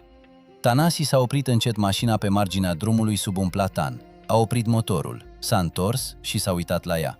În lumina cenușie a lunii noiembrie, cu strada udă reflectând cerul și frunzele galbene agățate de fereastră, Tanasis Mavridis o privea pe Eleni Savidis cu acea privire care nu ascunde nimic, care nu trebuie să ascundă nimic, pentru că ceea ce vezi este adevărat și ceea ce este adevărat merită să vadă lumina. "Și eu," a spus el. Și în acele două cuvinte se afla un an întreg.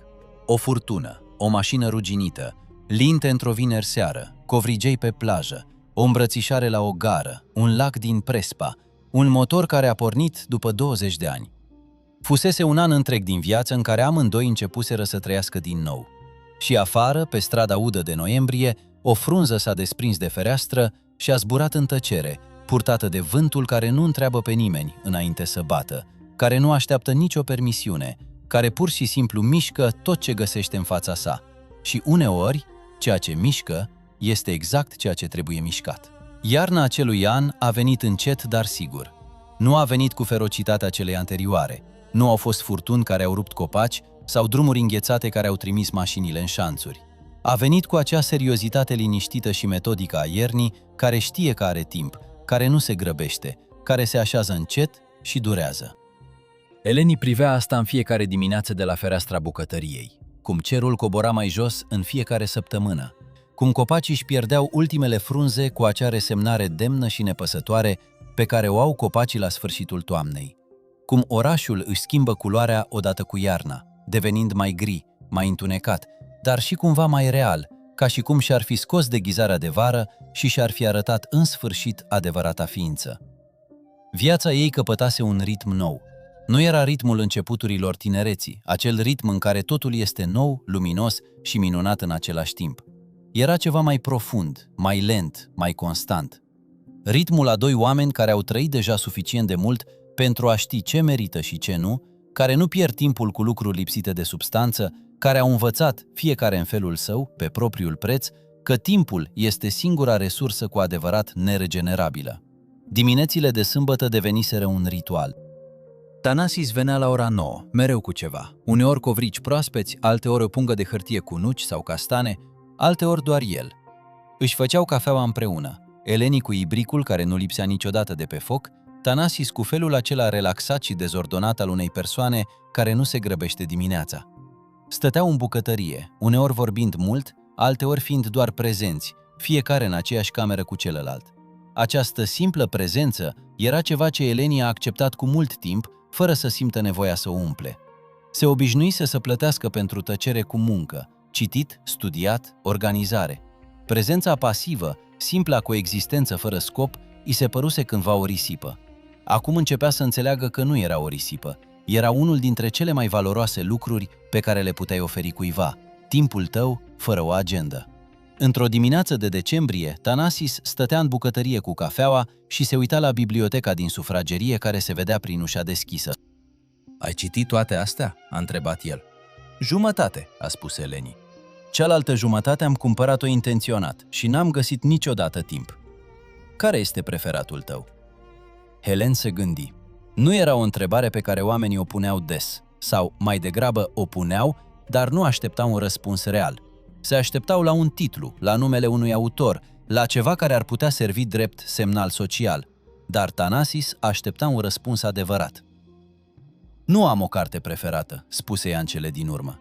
Dar există o carte pe care am citit-o când eram studentă, care nu a fost nimic spectaculos. Un roman scris de un autor grec practic necunoscut, a cărui poveste nu a fost lungă sau dramatică. O femeie care a trăit singură pe o insulă și a învățat să pescuiască la bătrânețe. Și fiecare capitol era o descriere a unei excursii de pescuit. Cum a ales locul, cum a pregătit plasele, cum a așteptat. Nu s-a întâmplat nimic altceva și a fost cea mai liniștitoare carte pe care am citit-o vreodată. Tanasis asculta.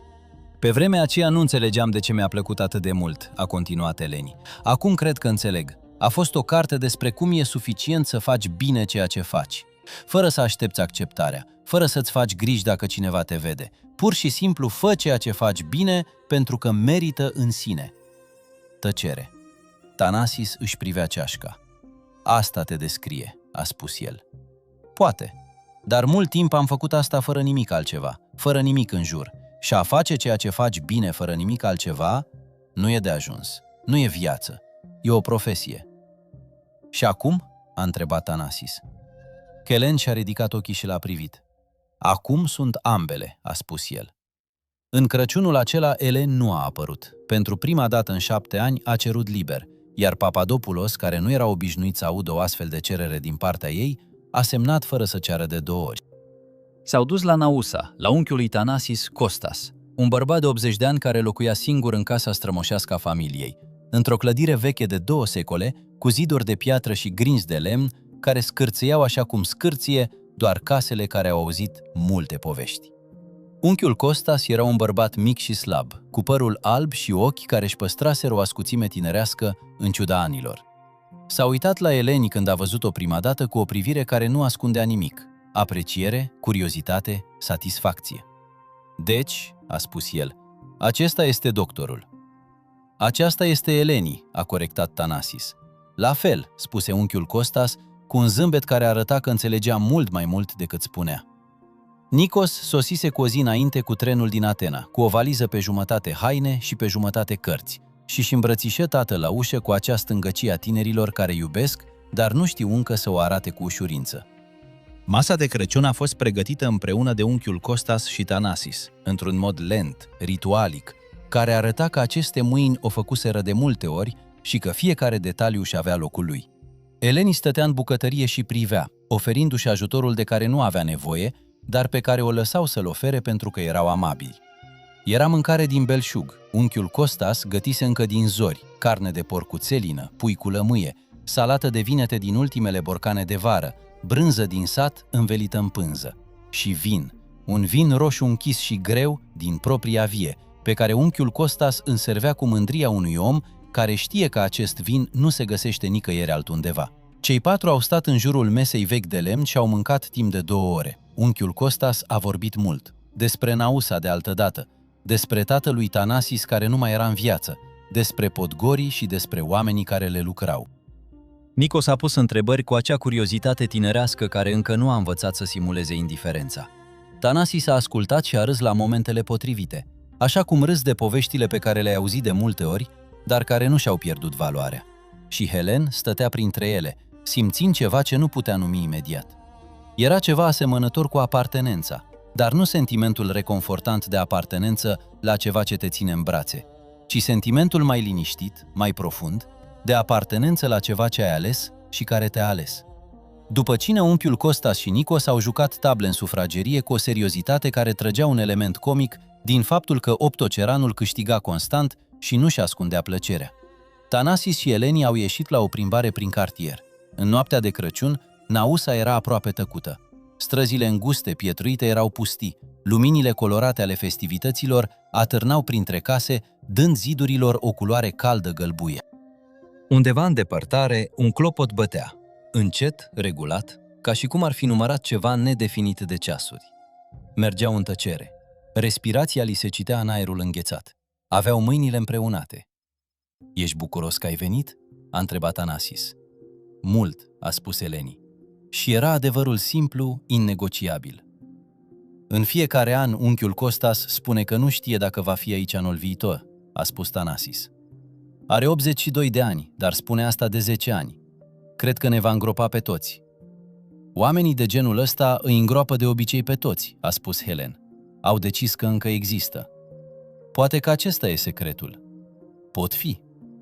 Au stat o vreme într-o mică piață unde o fântână veche înghețase, iar apa ei devenise o coloană transparentă de gheață, care chiar și acum cobora de parcă ar fi curgător. Luna era aproape plină și făcea gheața să strălucească cu o lumină albastră lipsită de viață. "Vreau să te întreb ceva," spuse Tanasis. Vocea lui era atentă, măsurată. "Întreabă." Cum îți imaginezi viața peste 5 ani?" se gândi Eleni. Înainte, această întrebare, de puținele ori când cineva o pusese, îi provocase un fel de inerție, o incapacitate de a vedea înainte, pentru că prezentul consuma totul. Acum vedea imagini, nu planuri specifice, nu decizii precise, ci imagini de culoare și lumină. "Vreau să continui să lucrez," a spus el. "Vreau să învăț să gătesc mai bine, pentru că încep să înțeleg că e ceva ce merită învățat. Vreau să călătoresc, nu mult, dar în fiecare an undeva nou, undeva unde n-am mai fost niciodată. Vreau să citesc cărțile pe care le-am cumpărat intenționat și nu le-am deschis niciodată. Vreau," a făcut o pauză, "vreau să fie acolo." Tanasis nu răspunse imediat, se uita la robinetul înghețat. "Și eu vreau să fiu acolo," spuse el în cele din urmă. "Dar voiam să te aud spunând asta." "De ce?" "Pentru că nu e suficient să simți asta. La un moment dat, trebuie să o spui." Eleni s-a uitat la el. Bărbatul de lângă ea, în piața înghețată a orașului Nausa, în noaptea de Crăciun, era un om care învățase pe calea cea grea că timpul nu se întoarce și că lucrurile nerostite sunt cel mai greu tip de tăcere. Vreau să fie acolo, a spus el din nou, clar, fără ezitare. Thanasis s-a aplecat și a sărutat-o pe frunte, un gest simplu și cald, care era în același timp tandrețe, promisiune și afirmare pentru toți cei care nu au întotdeauna nevoie de cuvinte. S-au întors la casa unchiului Costas. Nikos câștigase în sfârșit un joc de table și sărbătoarea cu un entuziasm incontrolabil care l-a făcut pe unchiul Costas să dea din cap cu o indignare prefăcută.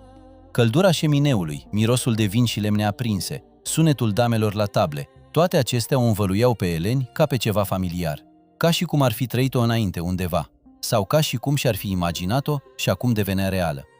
În ianuarie, Papadopoulos s-a pensionat. A avut loc o ceremonie simplă în biblioteca spitalului, remarci oficiale, o fotografie înrămată a întregului personal, un tort cu 30 de lumânări care corespundeau nu anilor săi, ci anilor petrecuți în spital. Papadopoulos a ținut un discurs scurt și neelegant, care provenea în mod clar din partea unui om căruia nu-i plăceau discursurile, dar care se simțea obligat. În cele din urmă, înainte de a pleca, s-a apropiat de Eleni în colțul unde stătea cu paharul ei de suc. 42 de ani în locul ăsta, a spus el. Vocea lui era neobișnuit de calmă, fără gravitatea formală pe care o avea de obicei. Știi ce mi-amintesc cel mai mult? Ce? A întrebat Helen. Oamenii pe care i-am văzut schimbându-se, nu pacienții, doctorii, tinerii care au venit cu foc și l-au golit încet, și cei care la un moment dat, în mijlocul călătoriei lor, au fost reaprinși. Aceștia din urmă m-au interesat întotdeauna mai mult. Uită-te la Helen. Ești unul dintre aceștia din urmă, a spus el. Și asta mă face fericit. A plecat fără să aștepte un răspuns. Helen l-a privit cum se îndepărtează pe hol cu acei pași grei și măsurați și a simțit ceva ce era în același timp tristețe pentru sfârșitul unei ere și recunoștință pentru tot ce cuprinsese acea epocă. Noul director era un chirurg mai tânăr, cu 4 ani mai în vârstă decât Eleni, cu idei alternative despre cum ar trebui condus departamentul și o energie atât inspiratoare cât și obositoare. Eleni a colaborat bine cu el. Nu era unul dintre acei chirurgi care se luptau cu o nouă conducere, pentru că nu se definise niciodată prin ierarhie, ci prin muncă. Munca a rămas aceeași. Vasele erau încă acolo, cusăturile încă necesitau precizie, mâinile încă trebuiau să fie stabile. Aceste lucruri nu s-au schimbat odată cu directorii. În februarie, cu o săptămână înainte de ziua îndrăgostiților, o sărbătoare pe care Eleni o ignorase ani de zile, cu un amestec de indiferență practică și amărăciune secretă, Thanasis i-a spus: duminică după amiază să nu faci nimic. De ce? Pentru că am ceva pentru tine. Ce? Duminică. Duminica a fost una dintre acele rare zile de iarnă când cerul decide pe neașteptate să se deschidă. Soare răcoros, aer curat, orașul scăldat într-o lumină care făcea ca totul să pară mai clar decât era în realitate. Eleni s-a pregătit fără să știe pentru ce se pregătește. Un sentiment ciudat pentru cineva care își petrecuse viața pregătindu-se pentru lucruri specifice. Thanasis a venit la ora 3. A sunat la sonerie, iar când Eleni a deschis ușa, l-a găsit cu cheile în mână, cheile mașinii vechi. Unde mergem? A întrebat el. Vei vedea. Au tras în parcare. Mașina roșu închis stătea acolo, strălucind în soarele de iarnă, cu acea prezență grea și calmă pe care o au lucrurile restaurate cu dragoste. Condu tu, spuse Thanasis. Unde? Oriunde vrei. Elen s-a uitat la cheile din mână, s-a uitat la mașină, s-a uitat la Thanasis. Nu știu unde vreau să ajung, a spus el. Atunci începe și vezi unde te duce. A urcat. Motorul a pornit cu acel vuiet profund și constant, care acum era familiar. A ieșit încet din parcare, pe stradă, a virat la dreapta pe drumul principal. Nu avea nicio destinație, doar conducea. A traversat orașul de la est la vest, prin bulevardul Vasilisis Olgas, pe sub platanii goi iarna, dar care ascundeau deja în ei promisiunile primăverii. Prin Mitropoleos, cu vechile sale conace, deasupra șeicul Su, care se înălța verde și greoi la nord. Orașul se întindea în jurul ei ca un organism viu care respiră, cu zgomotul și liniștea sa, cu luminile și umbrele sale, cu oamenii mișcându-se pe străzi, fără să știe că cineva îi privește. Apoi, fără să stea pe gânduri, Eleni s-a întors spre autostradă. Thanasis nu a spus nimic. Într-o după-amiază de iarnă, drumul era liniștit. Copacii de pe margini erau goi, iar câmpurile maronii și adormite. Soarele era deja jos, aruncând umbre lungi și aurii pe asfalt. Helen conducea încet, știa încotro merge, chiar dacă nu hotărâse în mod conștient. Corpul își amintea drumul, chiar și atunci când mintea nu își amintea că își amintea. În punctul unde se termina zona iluminată și drumul se întuneca înainte de următoarea așezare, unde felinarele erau încă stinse, deși era după amiază și nu erau necesare, Helena a încetinit. Nu mai rămăsese nimic în șanțul din stânga. Mașina răsturnată dispăruse de mult, șanțul se umpluse din nou cu apă de ploaie și era ușor înghețat la margini. Nimic nu arăta că se întâmplase ceva acolo, cu excepția drumului, care continua indiferent, așa cum drumurile continuă indiferent de ce se întâmplă pe ele. Helen se opri motorul, nu coborî din mașină, privi doar pe fereastră la drumul pustiu, la copacii goi, la cerul de iarnă care căpăta încet culorile roz și portocalii ale apusului. Tanasi s-a uitat și el afară, știa exact unde se afla. "Poftim," a spus Eleni, fără semne de întrebare, "doar spun." "Aici," a confirmat Tanasis. Tăcere. Soarele atingea orizontul, acel moment al zilei când nu e nici zi, nici noapte, acea scurtă pauză între un lucru și următorul. "Te-ai gândit vreodată," spuse Helen încet, "cum ar fi fost dacă nu m-aș fi oprit în noaptea aceea?" "De multe ori." "Și?" Tanasis și-a întors capul și s-a uitat la ea. "Și înțeleg cât de norocoși suntem, amândoi. Tu pentru ceva ce ai ales să faci, eu pentru ceva ce nu am avut de ales să influențez." "Nu credeam că eu aleg," a spus Eleni. "Pur și simplu m-am oprit." "Dar nu te-ai fi putut opri. Creierul obosit a găsit 1000 de scuze să nu se oprească și te-ai oprit." "A fost instinct profesional."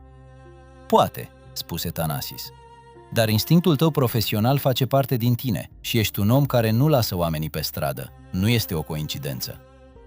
Helen și-a privit mâinile pe volan. Aceleași mâini care strânseseră volanul în noaptea aceea ca să nu adoarmă, care deschiseseră portiera în ploaie, care îi luaseră pulsul încheieturii înghețate, aceleași mâini care cususeră mii de cusături în mii de vaze. "Tanasis," a spus el. "Da, sunt fericit." 3 cuvinte, simplu, clar, fără exagerări. Pentru o persoană obișnuită să vorbească cu precizie, acele 3 cuvinte erau probabil cel mai precis diagnostic pe care și-l făcuse vreodată despre sine. Tanasis și-a pus mâna pe gâtul ei și a tras-o ușor spre el. Eleni s-a aplecat și capul i-a găsit umărul acela pe care îl examinase clinic cu un an în urmă și care acum era pur și simplu umărul lui Tanasis, cald și ferm. Afară soarele a apus sub orizont. Rozul și portocaliul s-au transformat în violet și albastru. Au apărut primele stele, mai întâi una, apoi 2, apoi multe, ca și cum cineva ar fi aprins luminile una câte una într-o casă mare. "Și eu," a spus Tanasis. Au mai stat acolo o vreme nemișcați în mașina roșu închis pe drumul pustiu, cu motorul oprit și noaptea lăsându-se încet în jurul lor. Nu era nevoie de nimic altceva. Nu exista nicio mișcare de făcut, niciun plan imediat, nimic care să necesite atenție. Exista doar atât: 2 oameni, o noapte întunecată de iarnă, drumul care i-a dusese aici și viața care le aștepta. În cele din urmă, Helen a pornit din nou motorul. Sunetul său a umplut cabina, profund, cald, constant ca o cardiogramă. S-a întors încet și s-a îndreptat înapoi spre luminile orașului. Drumul era același, dar direcția era diferită. Și asta, până la urmă, era tot ce conta. Nu de unde ai pornit, nu de câte ori te-a lovit ploaia, nu cât ai văzut dispărând, dar direcția pe care ai ales-o când ai repornit motorul. Ca un chirurg care știe când operația s-a terminat și începe recuperarea. Ca un mecanic care știe când motorul este gata să-l scoată la drum. Ca 2 oameni care au învățat, fiecare în felul său, pe propriul cost, cu propriile nopți în întuneric, că viața nu se termină odată, se repară în permanență, în fiecare zi, cu mișcări mărunte, cu o ceașcă de cafea în bucătărie, cu covrici pe plajă, cu o cusătură care ține, cu un motor care zumzăie. Cu decizia de a te opri, când ai fi putut continua? Și deschide ușa ploii. Primăvara din acel an a venit ca o promisiune ținută, nu cu ezitările și regresele din anul precedent, ci cu o hotărâre care părea aproape personală, ca și cum natura ar fi decis că de data aceasta nu se va abține. Primele semne au apărut la mijlocul lunii februarie, o zi mai caldă decât celelalte, o dimineață cu un soare care ardea cu adevărat și nu doar lumina. Copacii de pe plajă au început să facă acele mici coșulețe verzi care sunt primul semn timid că ceva se schimbă. Helen le observa de fiecare dată când trecea pe acolo și a observat că le observa, ceea ce în sine era o schimbare.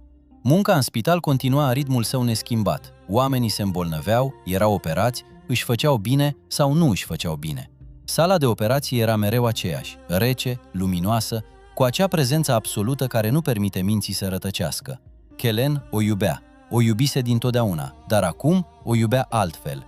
Nu ca pe un refugiu din lume, ci ca pe o parte a unei lumi care avea și alte părți.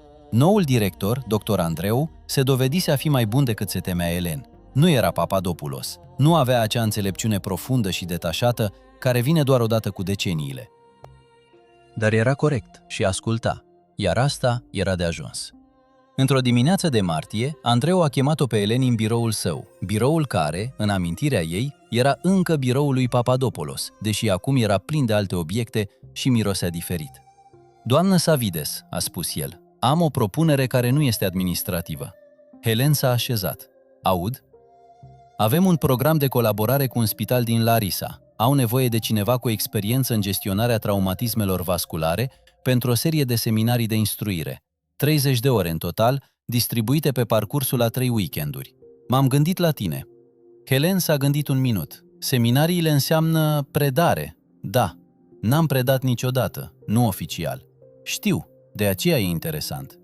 A părăsit biroul fără să dea un răspuns. În seara aceea i-a raportat lui Thanasis. Și ce crezi? A întrebat el. Cred că nu știu cum să predau. Cum ai învățat să operezi? Privesc, fac, greșesc, o fac din nou. Cred că așa înveți și să predai, a spus Thanasis. Dar știi deja un lucru. Ce? Știi cum e să nu știi. Asta e cel mai rar lucru la un profesor. Eleni se uită la el. Thanasis avea acest obicei, să spună lucruri care păreau simple, dar care, dacă le lăsai baltă, dezvăluiau o profunzime care nu era imediat evidentă. El a acceptat propunerea. Primul seminar a avut loc într-un weekend de la mijlocul lunii aprilie. Eleni a ajuns la Larisa cu trenul, o călătorie de 2 ore petrecută privind pe fereastră câmpiile nesfârșite ale Tesaliei, verzi și largi sub cerul primăverii. Locul de desfășurare a seminarului era o cameră din aripa nouă a spitalului, luminoasă, cu ferestre mari și rânduri duble de scaune. 16 tineri chirurgi cu vârste cuprinse între 27 și 35 de ani stăteau în fața ei și o priveau cu acel amestec de așteptare și observație evaluativă pe care tinerii profesioniști îl au față de cineva care a fost chemat să învețe ceva. Eleni a stat în fața lor un minut, fără să scoată un cuvânt. Le-a privit fețele, tinere, obosite de la ture, cu acea expresie caracteristică oamenilor care încearcă să învețe prea multe într-un timp prea scurt. Își amintea de ea însăși la 25 de ani. Mai întâi să vă spun ceva, a spus el. Nu sunt profesor. Sunt chirurg, care vă va împărtăși ce a învățat făcând. Unele dintre lucrurile pe care le spun se vor dovedi greșite în timp. Medicina evoluează, iar ceea ce știm astăzi va fi depășit. Dar unele lucruri nu se schimbă și acestea sunt cele care ne interesează. Tăcere în cameră. Fețele se schimbaseră, mai puțin evaluative, mai prezente. Să începem, a spus Helen. Primul seminar a fost dificil, nu din cauza materialului, ci din cauza transferului. Cunoașterea trăiește în mâini și în memoria corpului, într-un mod care nu este ușor de tradus în cuvinte. Eleni a înțeles acest lucru în primele ore, că cel mai dificil lucru în predare nu este ceea ce știi, ci cum transferi ceea ce știi cuiva care încă îl cunoaște doar teoretic. Dar a fost ceva care a funcționat bine de la început, felul în care Eleni vorbea despre greșeli. Nu le-a evitat, nu le-a ascuns. Le-a spus clar, în detaliu, cu ceea ce ar fi trebuit să facă diferit. Iar tinerii chirurgi au ascultat acele părți cu o intensitate diferită, pentru că nimeni nu le vorbise așa înainte. Nimeni nu se așezase în fața lor și nu le spusese: am făcut această greșeală, aici, în această situație, și s-a întâmplat asta. În seara aceea, la micul hotel de lângă spital, Eleni l-a sunat pe Thanasis. Cum a mers? A întrebat el. Dificil, dar bine, cred. Ce a fost cel mai dificil? S-a gândit el. Amintindu-mi că cei care stau în fața mea sunt exact acolo unde am fost și eu odată și că nu aveau nevoie de răspunsuri perfecte din partea mea. Aveau nevoie de răspunsuri reale. Aceasta este învățătura, a spus Thanasis. Exact asta. De unde știi asta? N-ai predat niciodată. Am învățat 4 oameni să construiască motoare, spuse Thanasis încet. Și de fiecare dată, cel mai greu lucru a fost să le arăt unde greșeam. Pentru că greșeam. Întotdeauna greșești. Eleni a râs ușor. Din nou mâine, a spus el. Din nou mâine, confirmă Thanasis. Du-te la culcare. Te duci de vreme la culcare? Am fost la atelier până la 10, o tricicletă veche pe care cineva a adus-o din Halkidiki. Un lucru incredibil. Iarăși ceva ruginit. Întotdeauna e ceva ruginit, spuse Thanasis cu acel zâmbet liniștit care se auzea chiar și prin telefon. Noapte bună, Eleni. Noapte bună. Al doilea și al treilea seminariu au mers mai bine. Eleni a început să-și găsească ritmul, când să vorbească și când să tacă și să-i lase pe tinerii chirurgi să gândească, când să răspundă imediat și când să întrebe înapoi. A început să recunoască fețele, întrebările pe care le punea fiecare, modul lor de gândire. Exista o tânără chirurg, Marina, în vârstă de 29 de ani din Volos, care punea întrebări cu o precizie care îi amintea lui Eleni de ea însăși la aceeași vârstă. Dar Marina avea ceva ce Eleni nu avea pe atunci, un fel de încredere calmă care nu avea nevoie de validare externă. În ultima zi, după încheierea seminarului, Marina a abordat-o pe Eleni. Vreau să-ți spun ceva, a spus el. Spune, ceea ce ai spus despre greșeli, că nu te-au făcut de rușine, ci te-au învățat, n-am auzit niciodată asta de la nimeni în poziția ta. De obicei, chirurgii experimentați vorbesc ca și cum nu ar fi făcut niciodată greșeli și asta m-a speriat, pentru că eu fac asta tot timpul și nu știam dacă asta însemna că nu sunt suficient de bun. Helen s-a uitat la tânăra femeie din fața ei. Înseamnă că înveți, a spus el. Cine nu greșește, nu face nimic suficient de greu. Sau minte. Marina dădu din cap încet. Mulțumesc. În trenul de întoarcere, stând la aceeași fereastră cu aceeași priveliște, câmpiile Tesaliei, acum chiar mai verzi decât în aprilie, Eleni s-a gândit la acea conversație. S-a gândit de câte ori simțise ea însăși acea frică, că greșelile ei dovedeau că nu era suficient de bună. Și câți ani îi luase să înțeleagă că greșelile ei demonstrau exact contrariul. Și-a scos telefonul și i-a trimis un mesaj lui Thanasis. S-a terminat, mă întorc. Cred că vreau să fac asta din nou. Răspunsul a venit în 2 minute. Știam. Și o secundă mai târziu, triciclul a pornit astăzi, prima dată în 20 de ani. Sărbătoream singur aici, în atelier. Helena a zâmbit, acel zâmbet pe care îl uitase de ani de zile și care acum revenea tot mai ușor, ca un mușchi care și-a recăpătat puterea. El a scris, sărbătorit și pentru mine. Mai a venit cu căldură și parfumul trandafirilor din grădinile cartierului. Eleni a deschis ferestrele dormitorului noaptea pentru prima dată după ani de zile, lăsând să intre aerul, sunetele orașului, sentimentul că oamenii erau acolo și că asta era bine. Într-o sâmbătă dimineață de la sfârșitul lunii mai, Thanasis a venit și nu a adus nimic cu el, doar pe sine și o privire care conținea ceva diferit, ceva ce Eleni a recunoscut, dar nu a numit imediat. Au făcut cafea, s-au așezat pe terasă, mica terasă a apartamentului pe care abia încăpeau 2 scaune și un ghiveci înalt de busuioc pe care Helen îl cumpărase în aprilie și care în mod surprinzător încă nu murise. Soarele ardea deja de vreme, păsările erau gălăgioase, de undeva se auzea sunetul unei mașini de grădinărit și mirosul de iarbă proaspăt cosită. Vreau să te întreb ceva, a spus Thanasis. Helen a așteptat. Nu e o mare întrebare, continuă el, dar vocea lui avea acea greutate a cuvintelor care sunt pregătite cu mult înainte de a fi rostite. Sau poate că sunt, nu știu. Thanasis, spuse Eleni încet. Întreabă. Thanasis și-a privit cafeaua preț de o clipă, s-a uitat la bazilică, s-a uitat la acoperișurile clădirilor de peste drum, apoi s-a întors și s-a uitat direct la ea, cu acea privire deschisă și directă care era trăsătura lui cea mai caracteristică. Vreau să rămânem împreună, a spus el, pur și simplu, fără nicio întorsătură. Nu așa cum suntem acum, ceea ce e bine, ceea ce e foarte bine, dar împreună în sensul cuvântului, sub același acoperiș, în fiecare zi. Tăcere. Păsările au continuat. Soarele a continuat. Știu că e devreme, a continuat el. Sau poate că nu. Nu mai știu ce e devreme și ce e târziu la vârsta asta. Dar știu ce vreau. Și asta e ceea ce vreau. Helen s-a uitat la busuioc preț de 1 minut. S-a uitat la cafeaua ei, s-a uitat la mâinile ei sprijinite pe genunchi. În interiorul ei exista acea teroare veche, automată. Teroarea unei persoane care a construit ziduri și știe cât a costat să le construiască și tremură la gândul de a le dărâma.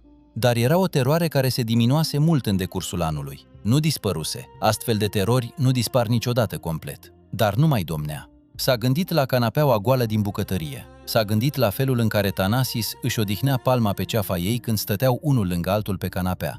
S-a gândit la dimineața în care se trezise într-un hotel din Larisa și primul lucru pe care și-l dorea era să-i audă vocea. S-a gândit la unchiul Costas și la plăcinta cu nuci, și la Nikos în tren, și la covrigii de pe plajă, și la motorul care a pornit după 20 de ani, și la noaptea aceea pe drum în Burniță, și la ceva supraviețuiește întotdeauna.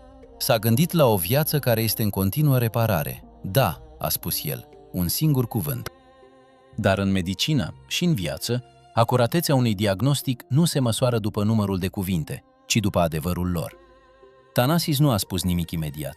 Expresia de pe fața lui era cea a oamenilor care au învățat să nu aștepte lucrurile pe care și le doresc, iar când le obțin, le ia o clipă să le creadă. Apoi și-a pus mâna între ei, așa că au stat o vreme pe mica verandă, bându-și cafeaua care se răcea, ascultând sunetul orașului care se trezea în jurul lor, cu oala cu busuioc dintre ei, mirosind puternic sub soare. Nu au vorbit despre detalii, care casă, când, cum, asta era pentru mai târziu. Acum nu mai rămânea decât asta, răspunsul și tăcerea care a urmat, plină de ceea ce vine după ce o decizie a fost luată corect. Mai târziu în acea zi, Thanasis l-a sunat pe Nikos. Eleni nu a auzit conversația, era în bucătărie pregătind prânzul, dar a auzit tonul vocii lui Thanasis, acel ton mai ușor, mai tineresc, pe care l-a adoptat când vorbea cu fiul său. După o vreme, Thanasis a intrat în bucătărie și s-a așezat la masă. Ce a spus Nikos? A întrebat Eleni fără să se întoarcă de la foc. El a spus, în sfârșit. Helen s-a întors. În sfârșit? În sfârșit, a confirmat Thanasis cu acel zâmbet asimetric pe o parte. Spune că așteaptă asta din septembrie. Din septembrie? Cum a știu din septembrie? Nikos știe întotdeauna, spuse Thanasis. Are 18 ani, dar vede lucruri pe care oamenii în vârstă nu le văd, pentru că au învățat să nu se uite. Helen se întoarse înapoi spre foc. Simți ceva cald urcându-i pe față, nu din flacără.